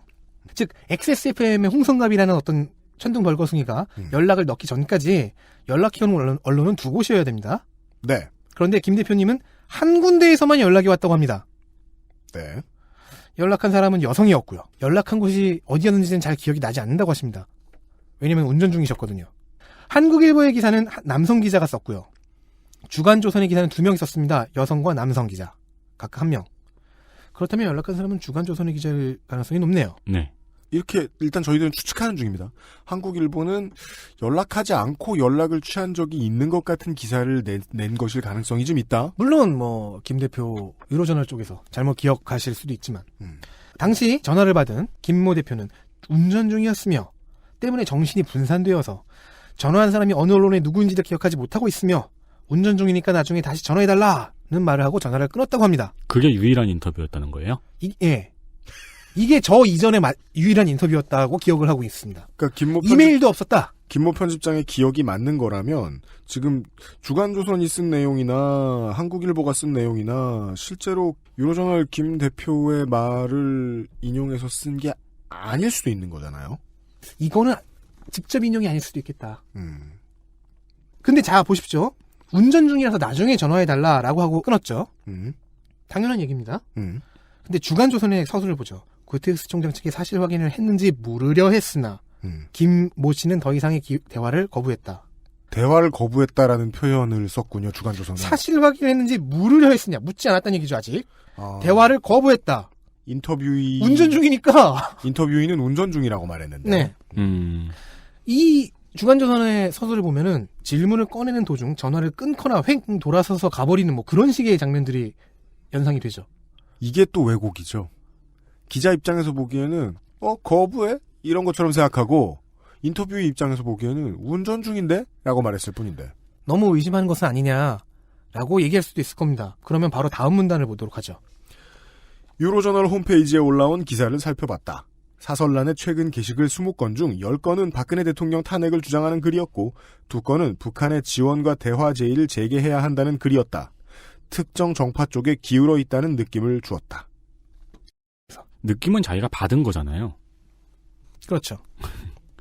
중요한 지적입니다. 참 놀랍게도 이 부분을 제외하고 다른 이 주간조선 기사의 다른 부분들은 꽤 괜찮아요. 그래서 느낌을 받았다고 표현하면 글 쓰는 사람이 주체인데 그죠. 느낌을 주었다라고 얘기하면 갑자기 글 쓰는 주체가 좀 비겁해지네요. 그러니까 나는 받을 생각이 없는데 그쪽에서 그런 느낌을 폴폴 풍겼다 이거잖아요. 그리고 변태. 이 대화를 거부했다는 문장도 뭐 인터뷰에 응하지 않았다라는 문장도 있고 운전에 집중했다라는 문장도 있고. 그러니까 예를 들어 성가비가 거기서 인터뷰가 끝났다라는 문장도 있고. 내가 오후 6시에 전화했더니 4시부터 잠을 자기 시작해서 밤잠을. 네. 그래서 형 나중에 이러면은 제가 끊은 다음에 나와의 대화를 거부해? 이 새끼.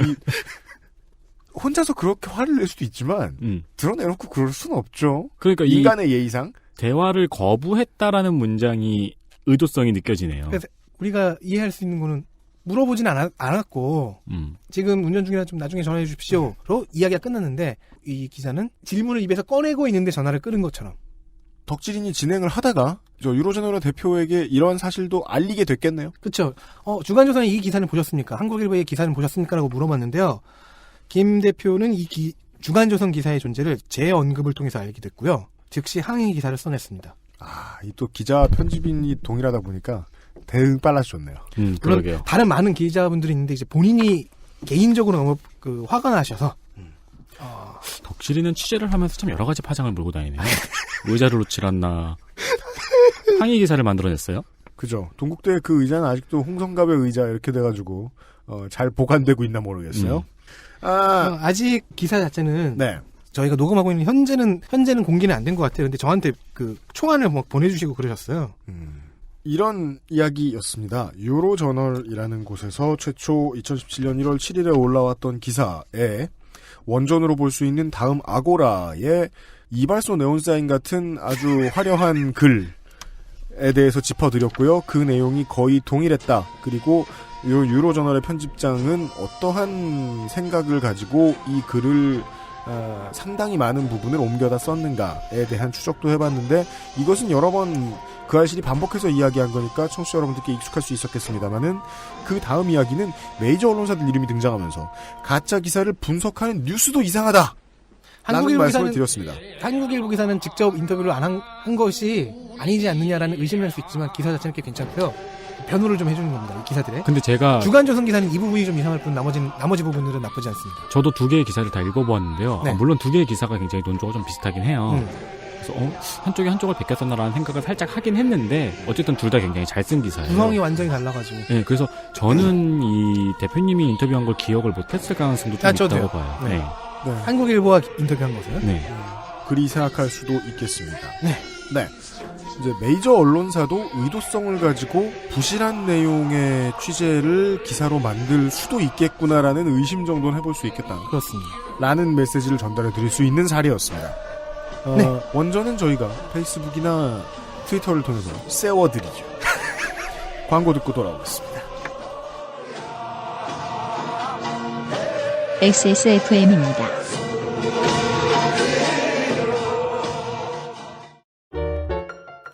낯설은 만큼의 기대감. 이탈리아에서 온 케이크 라 파스티체리아. Maestro pasticcere, la pasticceria. 이건 기름지고 짠 마트 소세지가 아니고요. 아임닭 닭가슴살 소세지예요. 이것도 닭가슴살이야? 한 입에 먹기 편하게 생겼네? 아임닭 큐브잖아요. 국내산 현미가 들어가서 정말 부드럽고 다이어트에 딱이라고요. 질리지도 않고 먹기도 간편해서 요즘 다이어트 하는 사람들은 다 이거 먹어요. 닭가슴살을 가장 맛있고 간편하게 먹는 법, 프리미엄 세이프 푸드 아임닭. 전 세계에서 가장 많이 팔리는 노트북 브랜드? 글로벌 판매율 1위 레노버. 지금 바로 XS몰 전용 특가에 구매하세요. Lenovo, for those who do.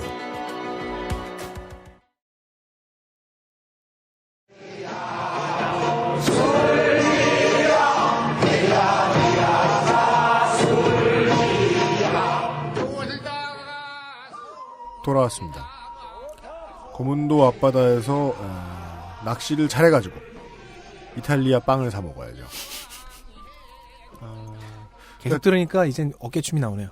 이 낚시가 취미가 되는 사람에게 그 만선이란 네. 자아의 충족을 의미하기도 합니다. 자아가 자아 레벨 같은 게 있다고 치죠. 자아 게이지가 이제 만땅 차가지고 갑자기 이제 똑같은 데미지가 2배로 들어가고 그렇게 세지는 순간이 오잖아요. 저희 아버지가 취미가 낚싯인데요. 네. 같이 낚시를 하러 가면은 어차피 저희 그 낚시꾼들은 낚시하시는 분들은 낚시를 한 다음에 다 이제 풀어주고 오시잖아요. 고기가 안 잡히는 날이면은 그렇게 자기 탓을 하세요. 세팅의 문제라든가 뭐 오늘은 날씨가 뭐 이쪽으로 오는 것이 아니었다. 일찍 가서 저쪽 포인트를 잡았어야 됐는데 하면서 그렇게 자기 탓을 많이 하세요. 이제 최순실 박근혜 게이트가 열리고 나서 개인 미디어 콘텐츠에 갑자기 새로 엄청나게 많이 등장한 것들 중에 하나가 시국을 방송하는 팟캐스트. 네. 이제 뭐 정당에서도 많이 하고 그러죠. 그런 데에서 가장 자극적인 부분, 최순실이 오늘 뭘 했을 것이다. 정유라랑은 무슨 관계일 것이다. 뭐 반기문은 사실은 뭘 하던 사람이다. 반기상은 뭐라고 다녔다. 요런 거 디테일하게 나오는 거 있잖아요. 네. 그걸 따로 편집해서 동영상으로 만들어서 꼭 굵은 글자를 넣으세요. 그 굵은 글자에 반기문의 진실 이렇게 해가지고 되게 크게 해놔서 그런 콘텐츠들이 엄청나게 많아졌고 찾는 사람도 많아요. 맞아요. 팟캐스트를 다 찾아듣는 거는 팟캐스트 안 듣던 분한테는 도서관에 온 기분이거든요. 이거 언제 다 봐. 그 쉽고 간편하게 찾아주는 그런 큐레이션이라고 할 수 있겠죠. 그런 콘텐츠들이 엄청나게 늘어나 있어요. 네. 인터넷 문화 중에 하나가 요약이잖아요. 요약. 무슨 말을 해도 요약을 원하고 그리고 점점 더 요약된 정보를 찾게 되잖아요. 그러다 보니까 뉴스에서도 요약된 정보만을 찾는 그런 사람들이 많아지고 있어요. 세 줄 요약. 그렇죠. 사람들이 뭘 찾는구나라는 걸 생각하고 그것만 제공해주는 사람들이 나타난단 말이죠. 네. 예. 그 과정을 좀 엿봤습니다. 덕질인이 정리해줬죠. 아고라에서 시작돼서 어떠한 언론사가 받아 쓴 다음에 이것이 정치인들에게도 퍼지고 다른 언론사들에게도 퍼지고 정치인들에게도 퍼지고 어떤 뜻있는 언론사들이 나서서 이것을 사실이 틀렸다는 걸 조목조목 짚어주고 싶었지만 그들도 바빴는지 저희들이 보기에는 약간 엉성한 부분이 있었고 그나마도 잘 보이지도 않았다. 이런 정리를 해줬습니다. 네. 게시판에서 출발해서 엎치락뒤치락 했던 한 이야기를 보셨습니다. 네. 그 다음 사례는 뭡니까? 게시판에서 출발했다고 해서 무조건 가짜뉴스나 오보가 되는 것은 아니다. 게시판에서 출발하는 훌륭한 사례도 많죠. 주겔도 게시판이에요. 그럼요. 그리고 우리 땡땡개네 성폭력 할 때. 네. 네. 지금부터 소개해드릴 오늘의 두 번째 케이스는 게시판에서는 제대로 된 정보와 합리적인 의심을 제기했으나 여기서부터 시작된 그 정보가 이후 가짜 정보로 변질되는 과정이 관찰되는 케이스입니다. 아, 신기합니다. 게시판에서 퍼온 건 똑같은데 게시판에서 틀린 소리 안 했는데 그거를 꼬아서 가짜뉴스가 됐다. 역으로 한번 쭉 가보겠습니다. 네. 결과물은 뉴스타운이라는 언론사의 기사입니다. 논평 기사입니다. 뉴스타운. 이번엔 방금 봤던 것처럼 스트레이트한 기사가 아닙니다. 기사마을. 지난주 이제 노컷일베 케이스에서 언급했던 2월 11일 태극기 집회. 네. 이건 내일도 얘기가 나오는 중요한 집회입니다. 네. 여기서 신문판을 배포한 언론 중 하나가 뉴스타운입니다. 이날 배포된 뉴스타운의 이면 기사 제목은 종북의 광기 문재인의 혁명이라는 논평 기사입니다. 종북의 광기 문재인의 혁명. 문재인 전 대표가 촛불 집회에서 했던 탄핵이 기각되면 그 다음은 혁명밖에 없다라는 발언을 내란 선동 발언으로 규정을 하고요. 시위대에 조총련과 연계된 일본 공산당 JR 총련과 국내 중국인 유학생이 대대적으로 가세했다고 보도하는 기사입니다. 정확하게는 이 보도를 이용해서 논평을 한 논설 기사입니다. 인터넷에 업로드된 일자는 2월 4일이고요. 2월 4일. 그런데 이 기사는 좀 나중에 살펴보시겠습니다. 왜냐면요. 이 기사의 내용 일부, 방금 말씀드린 조총련과 연계된 일본 공산당 JR 총련이라는 정보가 사실은 글로벌 디펜스 뉴스의 11월 13일 기사 내용에서 온 것이 아니냐라고 의심이 되기 때문입니다. 글로벌 디펜스요? 네. 저는 캡틴 아메리카 같은 소리이긴 한데. 네. 그죠. 그거는 뭐 미국발 우주 방호 사령부의 소식지 같은 것이냐. 그 글로벌 디펜스를 구글에 검색을 해봤는데요. 네. 글로벌 디펜스 좀비 전쟁. 그러니까 지구 수비 뉴스라니? 글로벌 디펜스 좀비와 APK 다운로드. 아, 이게 크랙이 있나 보네요. 머니치트도 있고. 아직 검색 능력을 개발 중입니다. 공성전이다. 그런 건 아니고 아무튼 국방과 관련된 뉴스를 다룰 것 같은 글로벌 디펜스 뉴스라는 매체의 기사 2016년 11월 13일에 나온 기사가 원전이 아니냐라고 의심된다. 글로벌 디펜스 뉴스의 이 기사는 하루 전에 있었던 11월 12일 집회를 보도한 겁니다. 네. 이 내용에다가 12월 14일 집회에서 문재인 전 대표가 한 해석 그리고 중국인 유학생 스토리를 추가한 다음에 논평 기사로 쭉 늘린 버전이 뉴스타운의 2월 4일 기사인 겁니다. 되게 퓨전 요리 같네요. 그 레서피를 그러니까요. 네. 그러면 우리는 먼저 글로벌 디펜스 뉴스의 기사부터 살펴보죠. 네. 3분의 2 분량만 가져왔습니다. 알겠습니다. 11월 12일 광화문 일대에서 있은 박근혜 대통령 하야 요구 집회에 일본 공산주의 혁명단체 회원들이 대거 참가한 사실이 밝혀져 이번 집회의 목적이 무엇인지에 대한 논란이 뜨거워지고 있다. 의가 2개 들어갔죠. 집회의 이날 행사는 다시 읽을게요. 참가한 사실이 밝혀져 이번 집회의 목적이 무엇인지에 대한 논란이 뜨거워지고 있다. 이날 행사는 일본 경시청이 일본 내 공산주의 혁명을 추진하는 단체로 분류하여 집중적으로 감시하고 있는 JR 총련 회원들이 대거 참가하였다. 북한의 지령을 받는 것으로 추정되는 이 단체는 국내 노조단체와 밀접한 관계를 맺고 있다. 산케이 신문은 공산주의자들이 JR 총련을 통해 한국으로 침투하고 있다고 밝힌 바 있어 국정원도 예의주시하는 단체로 알려져 있다. 그 뒤에 조금의 내용이 더 있긴 하지만 넘어가겠습니다. 글로벌 디펜스 뉴스의 이 기사는 11월 13일 20시 45분 56초에 업로드되었습니다. 바이라인에 적힌 기자 이름은 미디어워치에서 근무한 바 있는 성모 기자와 같은 이름입니다. 네, 이분은 미디어워치의 기사를 검색하면 이제 변희재 대표 그 다음으로 기사가 많았던 분. 성 기자는 현재 글로벌 디펜스 뉴스의 발행인 겸 편집인이기도 한데 미디어워치에서의 마지막 기사가 2014년 1월 24일이었거든요. 아마 이때쯤 퇴사 후 글로벌 디펜스 뉴스를 창업하신 것으로 보입니다. 네. 근데 현재로는 뭐 이름이 같다는 것 외에 다른 특징은 네, 뭐 만나뵙고 싶었지만 사실 쭉 다 얘기하면 알겠지만 이 내용 기사는 글로벌 디펜스 뉴스가 메인이 아니라서. 그러니까 동일 인물이라는 확신은 아직 없는 거네요. 네. 핑계를 대고 있어. 또 이렇게 사랑해요. 자, 그런데요. 사실 글로벌 디펜스 뉴스의 기사도 원전이 아닙니다. 같은 날, 즉 11월 13일 13시 45분 12초 약 7시간 전쯤에 7시간 전. 네. 일베 저장소에는 일베예요. 제목이래요. 자, 괄호 속에 심각. 괄호 닫고. 아까보단 좀 낫네요. 아까 특종 뉴스 이런 거보다는 네. 조금 낫네요. 그러니까 심각. 꽉 찬 다이아도 없지만 괄호 열고 심각 괄호 닫고 제목이 이래요. 이번 시위에 참가한 일본 철도 노동조합 JR 연맹에 대해 알아보자. .araboja. 알아보자. 이 심각은 저거 연극 대본 희곡 대문의 지문이군요. 심각하게 읽어라. 다시 읽을게요, 그러면. 희곡 형태. 아니야, 너 저 감정 넣지 마, 임마. 감정이 필요할 것 같아서. 청취자의 청취 환경을 생각해. 알았어요. 일베에 올라온 글이라는 선입견을 가지실 수 있을 때 일단 버리고 읽어야 되는 글입니다. 네. 알겠습니다. 자, 이 글에서는요, 근거 자료로 가져오는 게 일본어 위키백과 캡처 사진, 산케이 신문 기사 링크, 이런 것들이 있습니다. 글로벌 디펜스 뉴스 기사는 이 글을 요약하고 근거 자료 부분들을 뺀 버전입니다. 근거 자료를 뺐어요? 네. 특이하네요. 요약까지 해내고서는 근거 자료는 빼버리다니. 그러면 자기네가 취재한 것 같잖아요.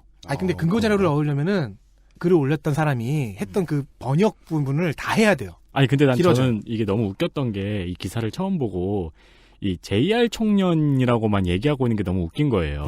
네. 그래요? 네. 근데 이 글에서는 JR 청년이 무엇인지를 명확하게 설명을 해줍니다. 그러니까 일본에 놀러 가면은 JR만 타요.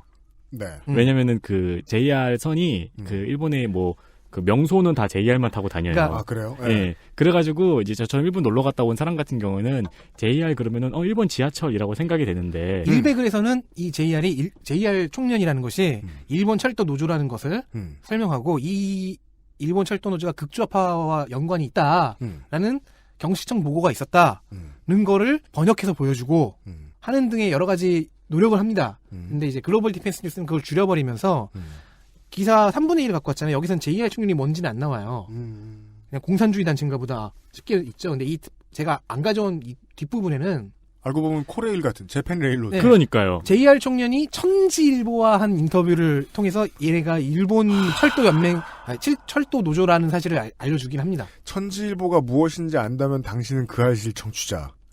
혹은 신천지 교인입니다. 둘 중에 하나밖에 없어요.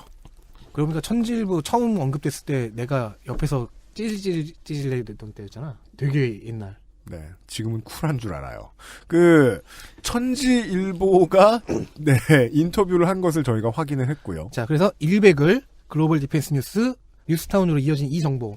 JR 총련이라는 철도 노조가 공산주의 단체다라는 의혹에 대해서. 그렇게 말하니까 JR 총련이라는 이름 자체가 되게 위협스럽게 보이죠. 무슨 그쵸? 재팬 레드 뭐 이런 거 같잖아요. 자, JR 근데 총련은 알고 보면 동경의 주요한 관광지에는 다 계신 분들. 그러니까 우리나라 2호선하고 똑같이 생겼어요. 진짜요. 이렇게 뺑글 돌려가지고. JR 총련의 이미지가 확 바뀌네요. 심지어 녹색이에요. 서울 지하철 2호선으로. JR 총련은 일본의 철도 노조입니다. 왜 JR인지를 설명할게요. 1983년 나카소네 내각에 의해 일본 국유철도가 민영화됩니다. 87년에 이 민영화 전환이 완료돼서요. 국유철도 회사 JNR이 6개 지역별 여객철도와 1개의 화물철도 회사로 분할합니다. 이제 여기에다 연구기관, 정보처리 시스템, 철도전화 이런 게 합쳐져서 현재는 주식회사 8개, 재단법인 1개가 됐고요. 이걸 그냥 총칭해서 하나의 그룹이라고 보기는 좀 그렇고 별개의 회사들이지만 이 9개의 단체를 총칭해서 JR, Japan Railway 혹은 Railways라고 합니다. JR 총련의 JR은 여기서 온 거죠. 왜냐하면 이 회사들의 노조의 연합이니까. 이외에도 뭐 JR 연맹 뭐 이런 것도 있어요. 그럼 JR 총련이 이미 민영화가 완료됐으니까 그리고 이 회사 저 회사 노조의 연합체니까 그렇게 센 영향력을 발휘하지는 못할 거라고 대충 예상이 가능하죠. 그렇습니까? 일본 국내의 정식 명칭은 전 일본 철도 노동조합 연맹 합회입니다. 한국어로 지칭할 때는 사실 지칭할 때가 별로 없지만 그렇죠. 우리가 처음으로 지칭하는 것은 아닌가? 일본 철도 노조로 번역하곤 합니다. 아니에요. 천지일보와 글로벌 디펜스 뉴스님이 했어요. 알겠습니다. 일베에서도 지칭을 했고요. 네, 일본 철도 노조. 자, 일베의 글에서 제기됐던 의혹은 이겁니다. JR 총련 내에 혁마르 혹은 혁마루라고 하는 파가 있다. 혁마루파. 혁마르파라고 하는 극좌파 공산혁명 세력이 있는데 얘네가 JR 총련 내에 침투했다. 이런 떡밥을 소개하고 있는 겁니다. 이거 저 니코니코 동화 같은 소리 아니야? 아닙니다. 이거를 얘기한 것은 2010년 2월에 일본 경시청입니다. 과격파들이 노조로 침투하는 현상을 거론하면서 제기한 의혹이고요. 이를 당시 정치권도 어느 정도 인정을 했습니다. 게다가 이 의혹이 좀 더 살펴보니까 주간문춘, 주간현대와 같은 매체에서도 다루면서 신빙성이 있는 의혹이 됐습니다. 자, 극좌파의 관계를 의심받는 JR 총련. 이 사람들이 지난 11월 12일 박근혜 퇴진 시위에 지원차 참여했습니다. 왜죠? 저 봤어요. 봤다고? 네. 집회에서 걸어다니면서 옆에 어떤 분들이 그렇게 많지도 않으세요. 네. 그 일본어로 써인 팻말 같은 거 들고 이렇게 계신 거 봤어요. 몇 분 오셨겠지. 네. 대거 몇 명? 한 15명? 한 15명은 넘었고, 한 30명에서 50명 사이? 대거 참여하셨어요. 네네. 걸어가다가 안 그래도 저 친구랑, 저분들은 일본 분들이신 것 같은데, 일본말로 쓰인 피켓을 들고 계시냐고 되게 궁금했었거든요. 그 대거 참여했다는데 30분에서 50분이면 JR은 지금 무인 자동화가 다 끝난 상태인가 보다. 임원급들만 왔다. 그러게요. 근데 무인 자동화이긴 해요. 네. 일본 철도 노조가 한국 시위에 지원을 온 이유는 사실 간단합니다. 이게 철도 노조의 성향이기 때문입니다. 어떤 성향이죠? 대륙 간 국가 간 연대가 매우 활발합니다. 철도 노조는? 철도니까요. 이거 되게 철덕들이 가장 먼저 이해할 문제네요. 철도는 유럽에서 아프리카로, 유럽에서 아시아로 쭉 이어지잖아요. 토마스는 어디든 가요. 물론 일본은 섬나라라서 좀 다르긴 한데 네. 그래도 한국 바로 옆이니까 친해지긴 해요. 그러니까 아메리카 철도는 좀 다르겠지만 유럽을 중심으로 한 이 아시아, 아프리카 철도 노조들은 연합체를 구성해요. 그래서 철도의 세계는 국경을 허무는 위아더 월드의 분위기가 있는 거예요. 항만 항공 노조들도 이걸 따라가고 있어요. 왜냐면 이들은 국경을 넘나드는 사람들이니까 노조들이 당연히 국경 넘어 연대를 할 수밖에 없는 거죠. 그게 자연스러운 겁니다. 유럽과 아프리카 대륙의 철도 노조들은 번역하면은 국경 없는 철도 네트워크라는 연합체를 구성하고 있고, 유럽과 아시아 대륙의 철도 노조들은 국제 연대 투쟁 네트워크라는 연합체를 구성하고 있습니다. 박근혜 정부가 최현희 의원을 동원해서 코레일 노조를 얼마나 심각하게 괴롭혔는지를 생각을 하면 2013년이었죠. 네, 덕질인이 얘기해준 것은 당연하다는 게 맞네요. 그러니까 2013년 철도 민영화 문제 당시를 생각해 보면요. 네. 한국의 철도 노조가 코레일 노조가 파업에 들어갑니다. 취장기 파업 기록을 막 갈아치워요. 박근혜 정부가 파업에 강경 대응합니다. 네. 이때 앞서 거론한 두 연합체 국경 없는 철도 네트워크 유럽 플러스 아프리카, 국제연대 투쟁 네트워크 유럽 플러스 아시아, 이 거대 연합체 둘이 일제히 한국 철도 노조의 파업에 지지 성명을 냈고요. 네, 맞아요. 기억납니다. 프랑스의 철도 노조 쉬드하이는 아예 파리 한국 대사관 앞에서 지원 시위를 벌였습니다. 당시에 파리에 놀러 갔다가 이 시위를 취재하는 데 따라갔던 기억이 나네요. 시위라기보다는 약간 이렇게 철도 동호인들의 정모 같은 분위기이긴 했는데 목수정 작가님도 계셨고 일본의 경우에는 이미 철도 민영화가 이루어졌죠. JR 총련도 역시 어떻게 보면 민영화의 폐해를 직접 먼저 맞아본 선배로서 한국의 철도 민영화 투쟁에 지원한 바 있습니다. 2013년 당시에. 네. 그래서 산케이 신문은 당시 이 공동 투쟁을 비판하는 기사를 낸 적이 있어요. 산케이는 산케이니까요. 일베글에서 근거로 제시했던 산케이 신문 기사는, 그리고 글로벌 디펜스 뉴스에서 언급한 산케이 신문 이야기는 이 기사를 의미하는 겁니다. 2013년 당시의 기사. 이 기사하고 일본 철도 노조가 우리나라 강화문 집회 시위를 도와줬다는 그 두 개만 똑 띄워가지고 그냥 쓴 거네요. 근데 틀린 건 아니에요. 호도도 별로 없고. 메이저 중 굳건한 우익인 산케이가 국제적인 노동자 연대를 비판한 것. 2013년에도 그런 공동투쟁이 있었고요. 자, 이번에도, 한국 철도 노조가 민주노총 산하 노조로서 박근혜 탄핵 시위에 참여했습니다. 그럼 JR 총련은 현해탄 건너 철도 동지들의 투쟁을 도우러 와야죠. 그렇군요. 원래 JR 총련은 2003년 이후로 민주노총과 연대 관계를 맺고 매년 11월 합동회의도 열어왔습니다. 흔한 철도 노조의 투쟁 방식입니다. 늘 와서 도와줬던 거네요. 네. 우리 쪽 노조도 가끔씩 지지 성명 내주고 그랬던 거죠. 근데 이쯤에서 다시 기사 원문을 보면은 일본 공산주의 혁명단체 회원들이 대거 참여한 사실이 밝혀지면서 북한의 지령을 받는 것으로 추정되는 여기서부터 이제 문제가 되는 거예요. 북한의 지령을 받는 것으로 추정되는 이거 뭐 추정이니까 넘어가죠. 근데 공산주의 혁명단체로 규정하는 이유가 뭐냐면은 아까 말했던 일베글에서 경시청의 보고를 갖고 오면서 제시했던 형마르파라고 하는 극좌단체와 연관이 있다라는 의혹을 얘기하는 겁니다. 의혹. 꽤 신빙성 있는 의혹이라는 거죠. 자, 길게 배경지를 설명했습니다. JR 총련이라는 노조가 있고 여기는 극좌파와의 관계를 의심받고 있다. 그래서 일베의 이 게시물과 글로벌 디펜스 뉴스는 이들을 공산주의 혁명단체로 생각한 거죠. 여기까지는 그렇게 뭐 가짜 뉴스는 아니에요. 네, 가짜 뉴스가 아니에요. 의도성은 보이는데요, 조작성은 없어요. 자기 입맛에 맞는 의혹들만 가져온 거네요. 뭐 그렇게 볼 수도 있지만 어쨌든 일본 내에서도 합리적인 의심으로 받아들여졌던 그런 윤세민이 의혹입니다. 자기 입맛에 맞는 의혹들만 가져왔다고 했는데 그게 저널리즘이죠. 네. 그리고 2개월이 지났습니다. 네. 이 글로벌 디펜스 뉴스가 기사를 낸 지 2개월이 지났어요. 뉴스타운이 이 정보를 포함한 논평 기사를 써낸 겁니다. 야권의 유력한 차기 대권 후보로 알려진 더불어민주당 전 대표 문재인이 어감 죽여요. 더불어민주당 문재인 전 대표라고 불러야 되는데 더불어민주당 전 대표 문재인이라고 부르네요. 헌법 절차에 따라서 탄핵 심판이 진행 중인 2016년 12월 14일 탄핵이 기각되면 혁명밖에 없다는 발언을 했다. 이는 마음에 안 드는 헌법재판소 탄핵 심판 결과가 나오면 폭력으로 법치 파괴, 헌정 중단, 정권 탈취, 체제 전복, 내란을 일으키겠다는 명백한 의사표시인 동시에 대국민 협박과 헌재의 탄핵 인용을 강요하는 행태이다. 그 단어 하나로 이렇게 많은 걸 상상해낼 수 있다니. 뭐 해석의 자유는 존재합니다. 그런데 문제는 또 있다. 문재인이 2007년 14선언에 남북관계에서 금기시해온 3자 회담 문구를 김정일 지시라서 뺄 수 없다고 했는가 하면 같은 해 11월 18일 UN 북한인권결의안 표결 직전에 김정일의 결재를 받아 기권 결정을 했으며 대통령에 당선되면 주저없이 미국보다 북한 먼저 갈 것이라고 하는 등 문재인의 사상 이념적 배경과 행태에 대한 갖가지 의문과 의혹이 일고 있어 이를 하나씩 짚어봐야 할 것이다. 이 문란에 대해서는 그냥 살짝만 얘기하겠습니다. 이것도 사실 가짜 내용이에요. 왜냐면 앞서 말한 김정일의 결재를 받아 이거는 잘못된 왜곡입니다. 북한의 얘기를 들어봐야 된다. 라는 것이 정확한 워딩이었죠. 그때 화제가 되었었죠. 빙하는 움직인다라는 책에 나왔던 송민순 내용으로. 씨의 회고록이었죠. 네. 이것에 관해서는 그 문재인 씨가 직접 썰전에서 해명하는 것이 꽤 논리적이고요. 네. 북한의 얘기가 김정일의 결재로 둔갑했네요. 네. 북한에 물어봐야 한다, 김정일의 결재를 받는다로 바뀌었고요. 당선되면은 북한을 먼저 간다. 앞에 주저없이라는 부사가 들어갔죠. 이거는 확인되지 않았습니다. 정확하게는 북한이 더 중요해졌으니까 미국과 협의해서 북한에 먼저 가겠다가 문재인 전 대표의 입장입니다. 외교에 대한 입장. 층간소음 말싸움 할 때 쓰는 말이네요.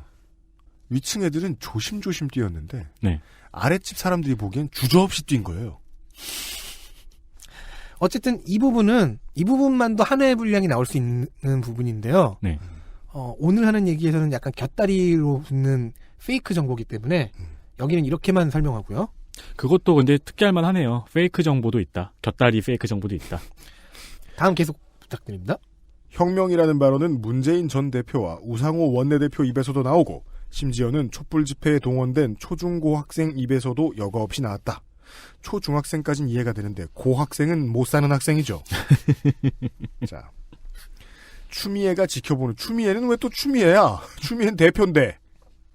추미애가 지켜보는 가운데 김갑수 입에서도 내란, 교전, 암살, 작살낼 놈 작살내자 등 무차별 사륙과 유혈 폭동을 의미하는 끔찍한 주장이 본물 터져 나오듯 했다는 사실에 주목한다. 여기서 추미애는 지켜보기만 했네요?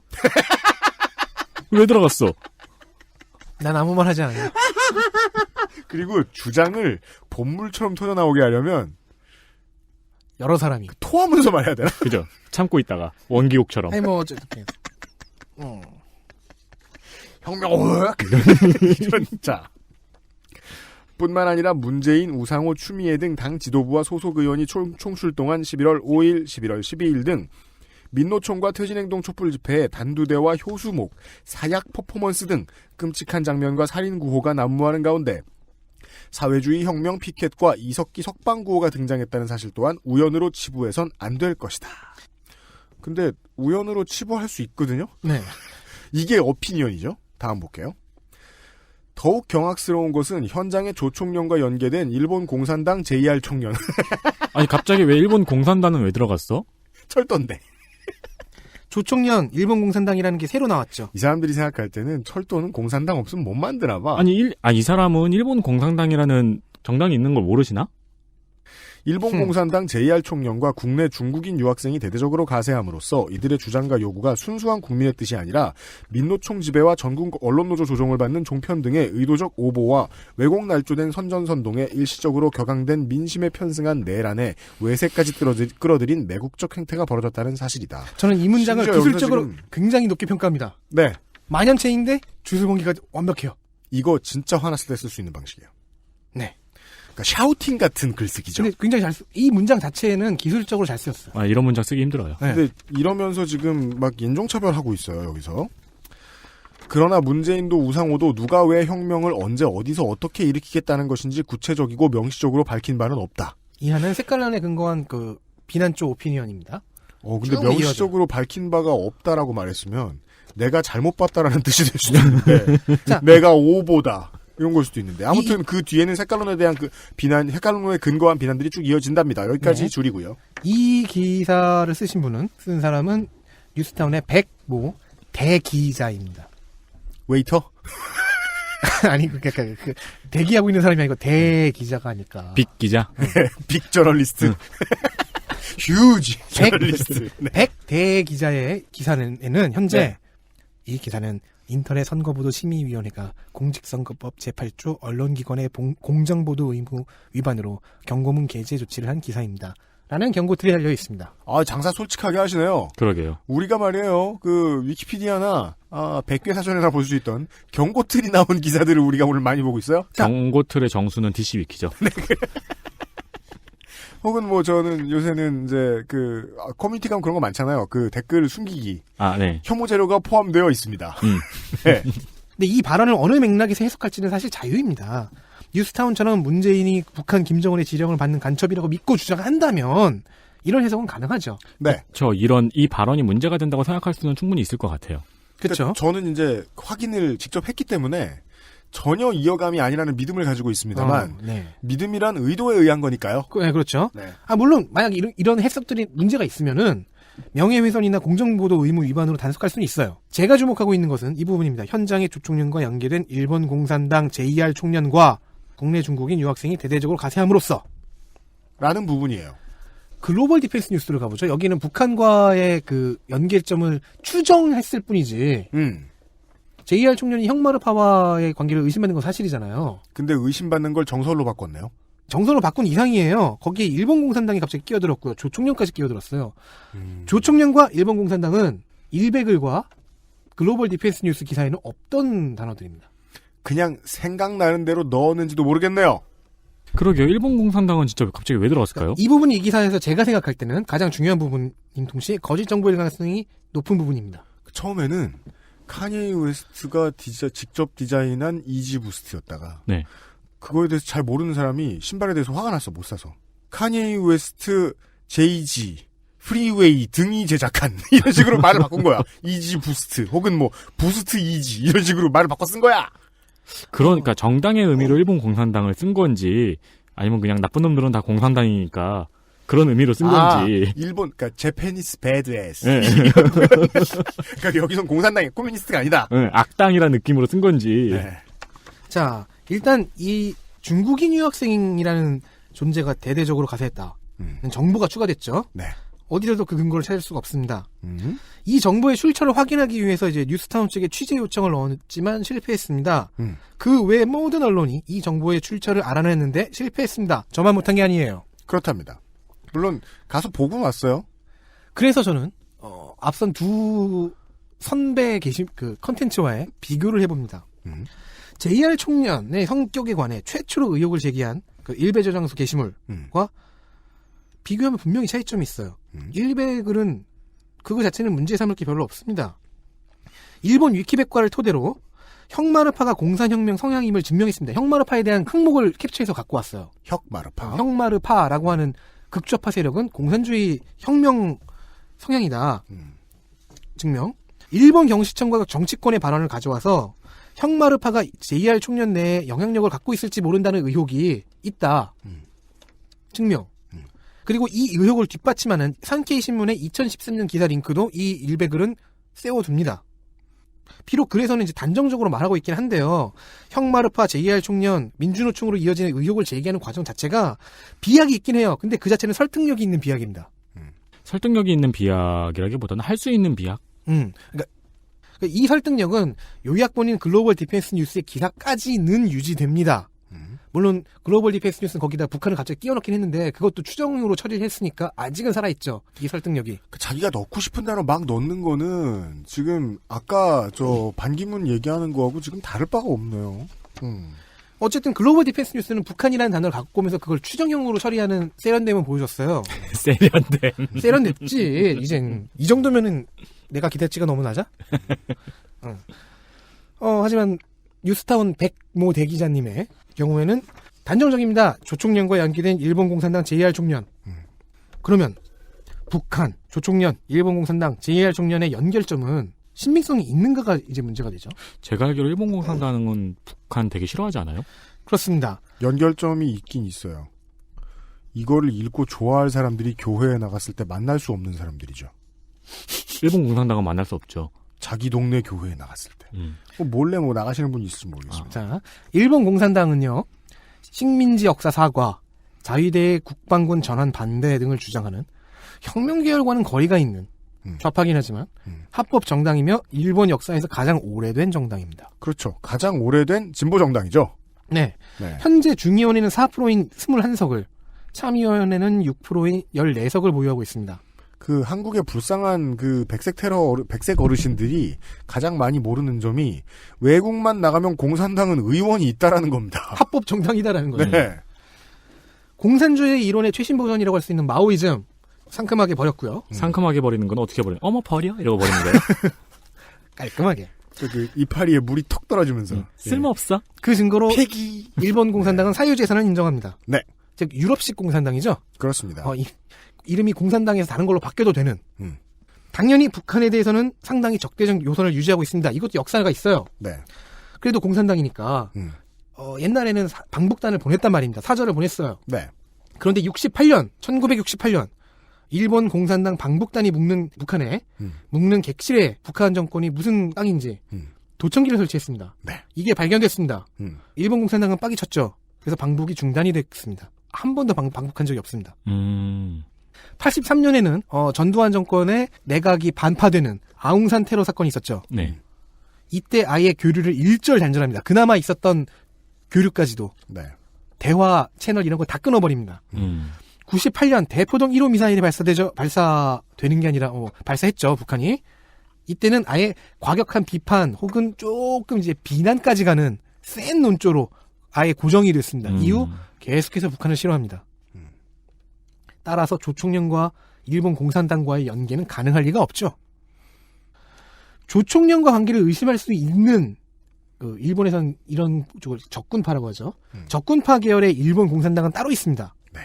원내 공산당에서 갈라져 나간 원외 정당이고요. 네. 근데 이 원외 공산당의 경우에는요. 현재 거물급 인사가 다 없었어요. 돌아가시거나 은퇴하시거나 딴 데로 가셨습니다. 한국에서 제일 비슷한 개념은 공화당입니다. 그래서 현재 활동 중단 상태입니다. 아주 오래됐어요. 이렇게 된 지가. 혁마르파 역시 이런 계열 중 하나입니다. 이런 원외 공산당과 비슷한 계열들 중 하나예요. 당연히 혁마르파 역시 사양길입니다. 몇 년 됐어요. 그렇겠죠. 세력이 현재 급격하게 사라지고 있는 중입니다. 보통 대학가 쪽을 중심으로 세력을 유지하고 있었다고 하는데 이제는 그게 거의 다 없어졌다고 합니다. 북한이나 조총련과의 관계가 혹시 혁마르파가 JR 총련의 혁마르파가 잠입을 했다. 이 의혹이 사실이라면은 혁마르파랑 조총련은 관계가 있지 않을까? 라는 생각 열심히 찾아봤습니다. 그런 의혹 제기조차 찾기 어렵습니다. 혁마르파와 조총련의 연계는? 네. 그냥 혁마르파는 사라져가는 9세대 적군파의 후예일 뿐입니다. 따라서 조총련과 일본 공산당의 관계는 원내건 원외건 혹은 형마르파건 그딴 거 없습니다. 네. 과격한 결론이군요. 그딴 거 없답니다. 그러면 좋아요. 공산당 쪽에서 공산당이나 형마르파 쪽에서는 조총련과 연기가 좀 연결이 안 되죠. 네. 그럼 공산당에서 JR 총련으로 가는 관계는 이것도 찾아봤습니다. 오히려 이 관계는 별게 없어요. JR 총련과 공산당의 관계는요.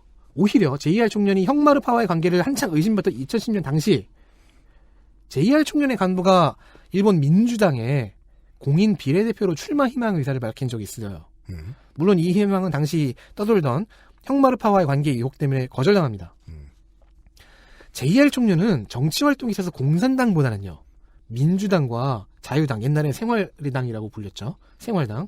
이쪽과의 관계가 더 두텁습니다. JR 총련의 간부가 민주당의 공천을 받은 적도 있고요. 또 여기서는 이제 공천 받으려다가 거절당했고요. 2010년에는. 그리고 민주당 인사에게 정치 자금을 지원해준 적도 있어요. 이게 불법이냐 아니냐 가지고 뭐 논란도 있고 했어요. 원내 일본 공산당과는 몇몇 이슈에서 연대한 적은 있는데 오키나와 같은 정치적으로 노선을 같이 한다고 하는 건 없어요. 아는 사람 수준인 거죠. 이 모든 것이 다 현장의 조총련과 연계된 일본 공산당 JR 총련과 국내 중국인 유학생이 대대적으로 가세함으로써 요 한 문장을 파쇄하기 위해서 알아낸 사실들이에요. 네. 조총련과 연계된 일본 공산당 거짓, 일본 공산당 JR 총련 거짓. 네. 의혹조차도 없다. 그러니까 가짜네요. 이제 가짜네요. 네. 뉴스타운의 기사에는 JR 총련과 일본 공산당의 관계를 주장했는데 이 공산당이 원내인지 아니면 이제 활동도 없는 원외인지도 기재되어 있지 않고요. 기재하지 않는 것이 저들 입장에서 안전했겠죠. 당연히 일본 공산당이라고 지칭하면요. 다 원내 공산당 얘기하는 거예요. 원내 공산당 활동 없는 지가 언젠데. 그렇죠. 자, 만약 실제로 형마르파가 JR 총련의 영향력을 행사하고 있고 더 나아가 배후라면 이 경우에는 원외의 일본 공산당이라고 지칭해 줘야만 조금 말이 돼요. 근데 이 경우에도 원외 공산당과 형마르파가 아까 말씀드렸죠? 조총련 북한과의 관계가 있는지가 아직 증명이 안 됐어요. 그런 의혹도 찾기가 힘들어요. 딱히 의혹이 없어요. 자, 그러면요. 가뜩이나 당의 명칭인 공산당 때문에 일본 정치에 밟지 못한 대다수의 한국인들은 착각 혹은 호도를 당하게 되죠. 바로 그거죠. 게다가 총련이라는 단어에는 일본어에서 총연합의 준말로 자주 사용되잖아요. 네. 근데 우리에게는 조총련이라는 단어가 익숙합니다. 여기에서도 이미지를 이용한 호도가 또 가능합니다. 여기에 한국, 일본을 가르는 민족주의까지, 과거사와 연관된 민족주의까지 가세한다면 그럼 일본 공산당은 일본 빨갱이들이 우리나라 와서 대통령 끌어내리라고 지랄지랄한다 이렇게 나오는 거죠. 그렇죠. 그러니까 그 이미지를 그대로 활용하면은 일본 공산당은 나쁜 놈 플러스 나쁜 놈이잖아요. 그렇죠. 2배로. 네. 앞서서 또 얘기했습니다. 문재인의 가정형 미래 예측 문장을 단정형 선포 협박 문장으로 이해하고 있죠. 그렇죠. 이건 자유입니다. 그런데 여기다 북한과 연계 의혹이 들어가고요. 그리고 과거 문재인의 행적과 발언을 아까 살짝 얘기해 드렸듯이 왜곡해서 얘기했습니다. 이것들이 겹쳐서 이 논평 기사의 논지를 뒷받침해 줍니다. 이 과정에서 쓰인 의미와 이미지의 상이함, 공산당이라는 단어와 실제 그들의 노선은 다르잖아요. 그들의 이미지도 또 다르고 이런 것들을 이용한 이 상이함을 이용한 호도의 기법은 조작성의 조건을 완벽하게 만족합니다. 이런 얘기 해볼까요? 보통 무식할 때 이런 얘기 잘할 수 있습니다. 어감과 멀리서 보는 뿌연 이미지만 가지고 빠르게 겹쳐서 이야기를 만들어내는 방식. 이것은 저는 인간이 기본적으로 가지고 있는 최소한의 양심상 무식하지 않으면 불가능하다고 믿을 때가 많습니다. 자, 그래서 저는 일단은 이 기사의 변론을 듣고 싶어서 뉴스타운에 전화를 걸어봤습니다. 제가 얘기해보고 싶었던 사람은 기사를 쓴 백모 대기자 혹은 손모 편집인 혹은 편집인과 친인척 관계로 추정되는 손상윤 회장입니다. 손상윤 회장. 손 회장만 실명을 거론하는 이유는 이분이 지난 2008년 18대 국회의원 선거에서 친박연대 소속으로 동작 갑 지역구에 출마한 적이 있기 때문입니다. 해당 선거에서는 동작 갑 국회의원으로 통합민주당의 전병헌 의원이 선출된 바 있습니다. 네.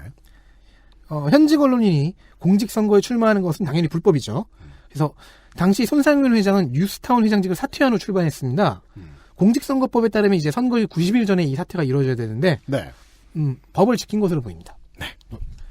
잠시 후일에 또 있을지도 모르는 이분의 출마 또 그 출마가 있을 때 아직 XSFM이 망하지 않고 선거 데이터 센터를 진행할 때를 대비해 손상윤 회장의 양력을 소개해보겠습니다. 아 진짜요? 네. 그 캐온 거 다 쓰라고 내가 했어 안 했어? 안 했어. 안 했잖아. 안 했으니까 내 맘대로 할 거야. 하세요. 네. 양력을 왜 캐왔어? 1965년 12월 25일 경북 울진에서 3남 3녀의 막내로 출생. 아 기가 막힌 생일이네요. 네. 숭실대학교 정보공학원 졸업. 전공은 인공지능으로 공학 석사 학위. 93년부터 96년까지 부천대학 겸임교수. 97년이라고 하는 때도 있고 98년이라고 하는 때도 있는데 어쨌든 서경전자 대표이사를 98년까지 지내십니다. 야, 28살부터 교수를 하셨어요. 겸임이지만. 그러다가 98년부터 정치와의 접점이 생깁니다. 당시 우루과이 라운드를 비롯한 농산물 시장 개방이 있었죠. 우리 농산물 직거래 시스템을 국내 최초로 개발했다고 주장하십니다. 2003년 식의학 언론인 메디팜 뉴스를 창간했고 다음해 2004년에는 뉴스타운을 창간해 대표이사가 됩니다. 2007년 지만원 박사가 시스템 미래당을 창당할 때 시미당 중앙당 사무총장과 서울시당 위원장을 맡으며 정계에 데뷔합니다. 굵직굵직하네요. 그러게요. 하지만 당의 대선 후보인 지만원 예비 후보가 이명박 후보의 어머니가 일본인이며 이상득 씨와는 친형제가 아니라 이복 형제라는 발언에 병역 기피 의혹까지 같이 제기했다가 선거법상 허위 사실 공표로 피소되어 실형을 선고받습니다. 집행유예였나? 8개월의 집행유예 붙었나 그랬을 겁니다. 네. 그래서 피선거권을 잃어버렸어요. 이런 얘기만 듣고 있으면 허위사실 공표와 관련된 법은 참 있어서 좋구나라는 생각도 드네요.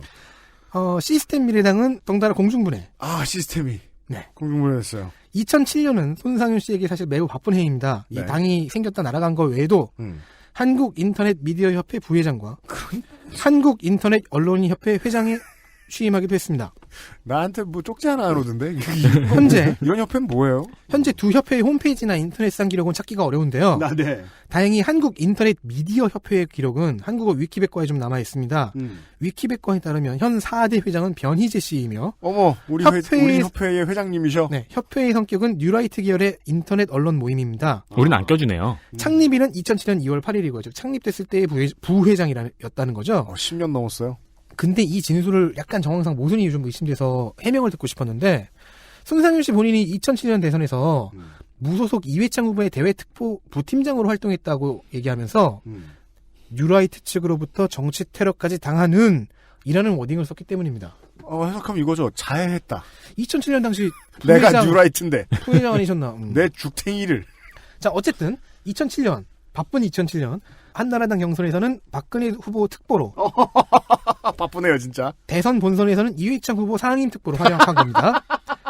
아내분은 유재석 씨의 사촌 누님으로 손상윤 씨는 유재석의 사촌 매형이 됩니다. 이게 가장 유의미한 프로필이에요. 하지마. 너무 굵직굵직해. 우리가 알기엔. 네. 서로 천안 매형이라 부르는 것으로 보입니다. 페이스북에 가족사진 가끔 올리시더라고요. 그렇군요. 자, 2007년 대선에서 일하게 되면서 이미 뉴스타운 회장을 그만둔 상태였는데 이대로 2008년 총선에 출마한 것으로 보입니다. 아하. 뉴스타운은 손상윤 회장의 인터뷰, 선거운동 등을 집중 보도하면서 이때 폭행이었나 아니면 기물파손이었나를 당하신 뭐 그런 보도도 있었어요. 열심히 전 회장님의 유세 지원에 나섰으나 낙선. 손상윤은 다시 뉴스타운으로 돌아옵니다. 총선 당시 후보 포스터는 아직 뉴스타운 겸 메디팜 뉴스의 사무실에 붙어 있습니다. 아, 그래요? 그건 왜 붙여놓은 거예요? 자랑스러운 거래요, 여전히. 네, 과거 영광. 자, 이후 뉴스타운과 메디팜 뉴스의 운영에 전념한 것으로 보이며 특히 이분이 관심이 있었던 분야는 5.18 진실규명. 그러니까 북한군 특수부대가 광주에 있었다는 주장이 사실임을 입증하는데 사력을 쏟고 계십니다. 아, 그 진실규명이에요? 옛 공지인 지만원 박사와 비슷하죠. 네. 요즘은 탄핵반대 집회에 가끔 모습을 나타내셨으며 친인척으로 추정되는 손상 B 편집인 역시 뉴스타운의 유튜브 채널인 뉴스타운 TV 등을 통해 탄핵 반대 여론을 대변하는 중입니다. 진짜 열심히 사셨네요. 이런 거를 몇십 명, 몇백 명을 한다는 건 대체 뭐 하는 짓이에요? 선거 데이터 센터를? 저는 이런 분들을 만나 뵙고 좀 이야기를 나누고 싶었기에 전화를 한 것인데요. 전화는 어느 젊은 남자분이 받으셨습니다. 이분은 XSFM이 뭔지는 잘 몰랐지만 네. 하고 싶은 취재의 내용을 이메일로 먼저 보내달라고 본인의 이메일 주소를 말해주셨습니다. 아, 친절한 응대 감사합니다. 이 이메일 주소로 토대를 알아낸 사실은 전화 응대를 하신 분이 뉴스타운과 메디팜 뉴스 소속의 황모 기자라는 것뿐이었습니다. 제주시 교육지원청 교육장이신 황모 교육장과 동명이인이셨고요. 그렇습니다. 지구상에는 두 분의 고오한 씨가 계세요. 최소. 자, 제가 그런 걸 알고. 그래서 저는 이제 황 기자의 메일로 그 정중하게 취재 요청을 보냈으나 아직까지 답신이 없습니다. 네, 메일함에 저희 메일을 넣어주셔서 감사합니다. 먼 발치에서나마 뉴스타운의 존재를 확인하고 싶어서. 네. 그리고 백 대기자님 혹시 볼 수 있을까 싶어서. 왜냐면 빅 기자니까 멀리서도 잘 보일 거 아니에요. 공릉동에 위치한 사무실로 무작정 찾아갔습니다. 네. 며칠 전이에요. 네. 늦잠을 잔 탓에 이제 해가 질 무렵에야 도착했지만. 걸어갔냐? 아니야. 보드 타고 갔냐? 그렇지 않아. 갔는데. 동부간선로를 보드를 타고 이렇게 들어가지고. 사무실에 사람이 있었어요. 아, 계셨어요? 네. 맨 처음에 도착했을 때 없었는데 저녁 드시고 계셨나봐요. 네. 정확히는 건물 앞에서 담배를 피우고 들어가는 4명을 목격했습니다. 네. 어두웠지만 제가 분명히 확신할 수 있습니다. 이건 확신이라는 거에 주의하세요. 손상윤 회장님이 계셨던 것 같습니다. 그래요? 네. 젊고 안경 낀 남자는 아마도 황 기자였을 것이고요. 남자 셋에 여자 1명 이렇게 해서 총 4명이었습니다. 하지만 여기까지입니다. 이분들은 사실상 취재를 거부한 것이니까 제가 무작정 말을 걸어서 아니 기사를 쓴 백 대기자님을 소개시켜달라고 조르는 거 이거 좀 큰 결례입니다. 네. 메이저 회사들은 결례를 저지르는데 그 사람들이 그나마 좀 덜 결례인 이유는 그 회사가 어딘지 알거든요. 인터뷰들이. 우리를 몰라. 네. 저희들은 결례다라고 판단하고 취재 안 하기로. 그래서 사무실 사진만 찍고 왔습니다. 그렇습니다. 그지만 결례지만 사무실 사진은 찍고 왔어요. 네. XSFM 미디어 센터보다는 작았습니다. 그렇습니다. 좀 작았어요. 네. 대단한 사실을 알고 왔어요. 회장님까지 있는데 우리 사무실이 더 크다. 그러면은 다시 정리를 해보죠. 작성자를 결국 만나지 못한 뉴스타운의 기사로 돌아가 보겠습니다. 이 기사에 담긴 정보 중에는 문재인의 과거 행적을 뭔가 이상한 것을 덧붙여서 네. 북한에 물어보자가 김정일의 제가로 바뀌고 미국과 이야기해서 북한 먼저 가겠다를 무조건 북한으로 가겠다. 일단은 네. 북한으로 간다로 바뀌고 네. 여기에 거짓이 가능성이 매우 높은 중국인 유학생 가세 스토리가 있고요. 거짓이 아닌 정보와 합리적인 의심에서 출발은 했는데 거짓일 가능성이 되어버린 JR 총련 스토리가 들어가 있죠. 이게 후자의 경우가 가장 흥미로워요. 일베 신문과 이걸 기사화한 글로벌 디펜스 뉴스의 기사의 단기 이 레벨에서는 가짜 뉴스의 범주가 아니었어요. 할 수 있는 의심. 네. 용인될 수 있는 추정, 얘기할 수 있는 팩트 네, 이런 것들이 있었는데 하지만 어느 대기자께서 이를 자신의 논평에 활용하기 위해 끌어와 축약하고 뭔가를 덧붙이시면서 이 정보의 조작성이 생겨버립니다. 의도성은 가득하죠. 그게 논평 기사니까요. 네네. 이 과정에 어떤 정치적 음모나 언론 공작 기법이 숨어 있는 것 같아 보이진 않습니다. 한 언론인이 자기의 주장을 펼치기 위해 근거를 끌어오다가 생긴 실수 정도로 짐작이 됩니다. 네. 공산당은요? 실수죠. 실수죠. 네. 알겠습니다. 아니면 이렇게도 해석할 수 있을까요? 누구나 할 수 있는 확증 편향의 오류. 공산당, 일본 공산당, 나쁜 놈들. 혹은 소문의 법칙, 루머의 메커니즘이 작용했을 가능성도 있죠. 이런 식일 수도 있어요. JR 총련은 일본 극좌파인 형마르파와의 관계가 의심된다. 그렇다면 일본에는 공산당도 있다는데 혹시 형마르파와 공산당은 같은 좌파니까 북한 및 조총련과 관계가 있지 않을까? 있지 않을까? 있지 않겠어? 있겠지? 있겠네? 있네. 있다니까. 이것도 가능한 가설이죠. 네. 이런 과정이 아마도 어떤 크리미널 마스터마인드가 존재해서 가짜뉴스를 배후에서 지휘하고 있다는 가설보다는 조금 더 현실적이 아닌가 생각을 합니다. 배경을 살펴보면은 네. 대악당이 거기서 가짜뉴스를 쓰고 있는 것이 아니고 네. 이런 식으로 실수나 아까 첫 번째처럼 잘못된 발전 방향이라든가 네. 이런 것 때문에 생긴 것은 아니냐. 그렇게 이 두 가지의 사례를 갖고 왔습니다. 여기까지입니까? 여기까지. 네. 오늘의 이야기는 여러했습니다. 덕질인이 수고했고요. XSFM입니다.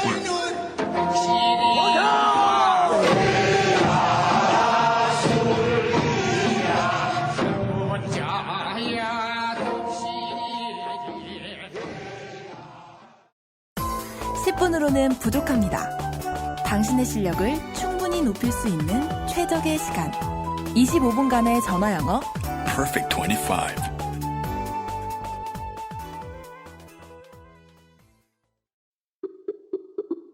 내 인생의 6개월이 그냥 날아가 버렸어. 한국인 가게에서 일했지. 퇴근하면 집에 그냥 있었지. 친구도 못 만들고. 워킹 홀리데이 진짜 별로야.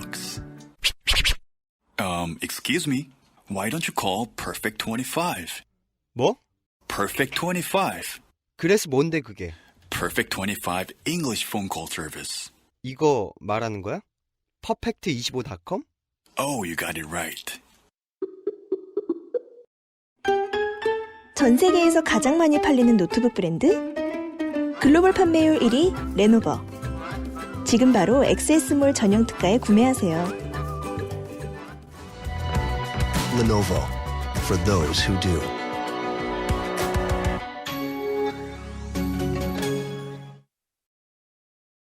두 가지의 기사 사례를 들어보셨습니다. 늘 했던 똑같은 이야기 같았지만 조금 더 밀착해서 쳐다보려고 덕질인이 애를 많이 써서 왔습니다. 이번 주에는 이런 이야기들을 들려드릴 겁니다. 같은 얘기를 다시 한번 강조드릴 수밖에 없습니다. 대선이 다가오니까 이런 일들이 더 늘어날 것이기 때문입니다.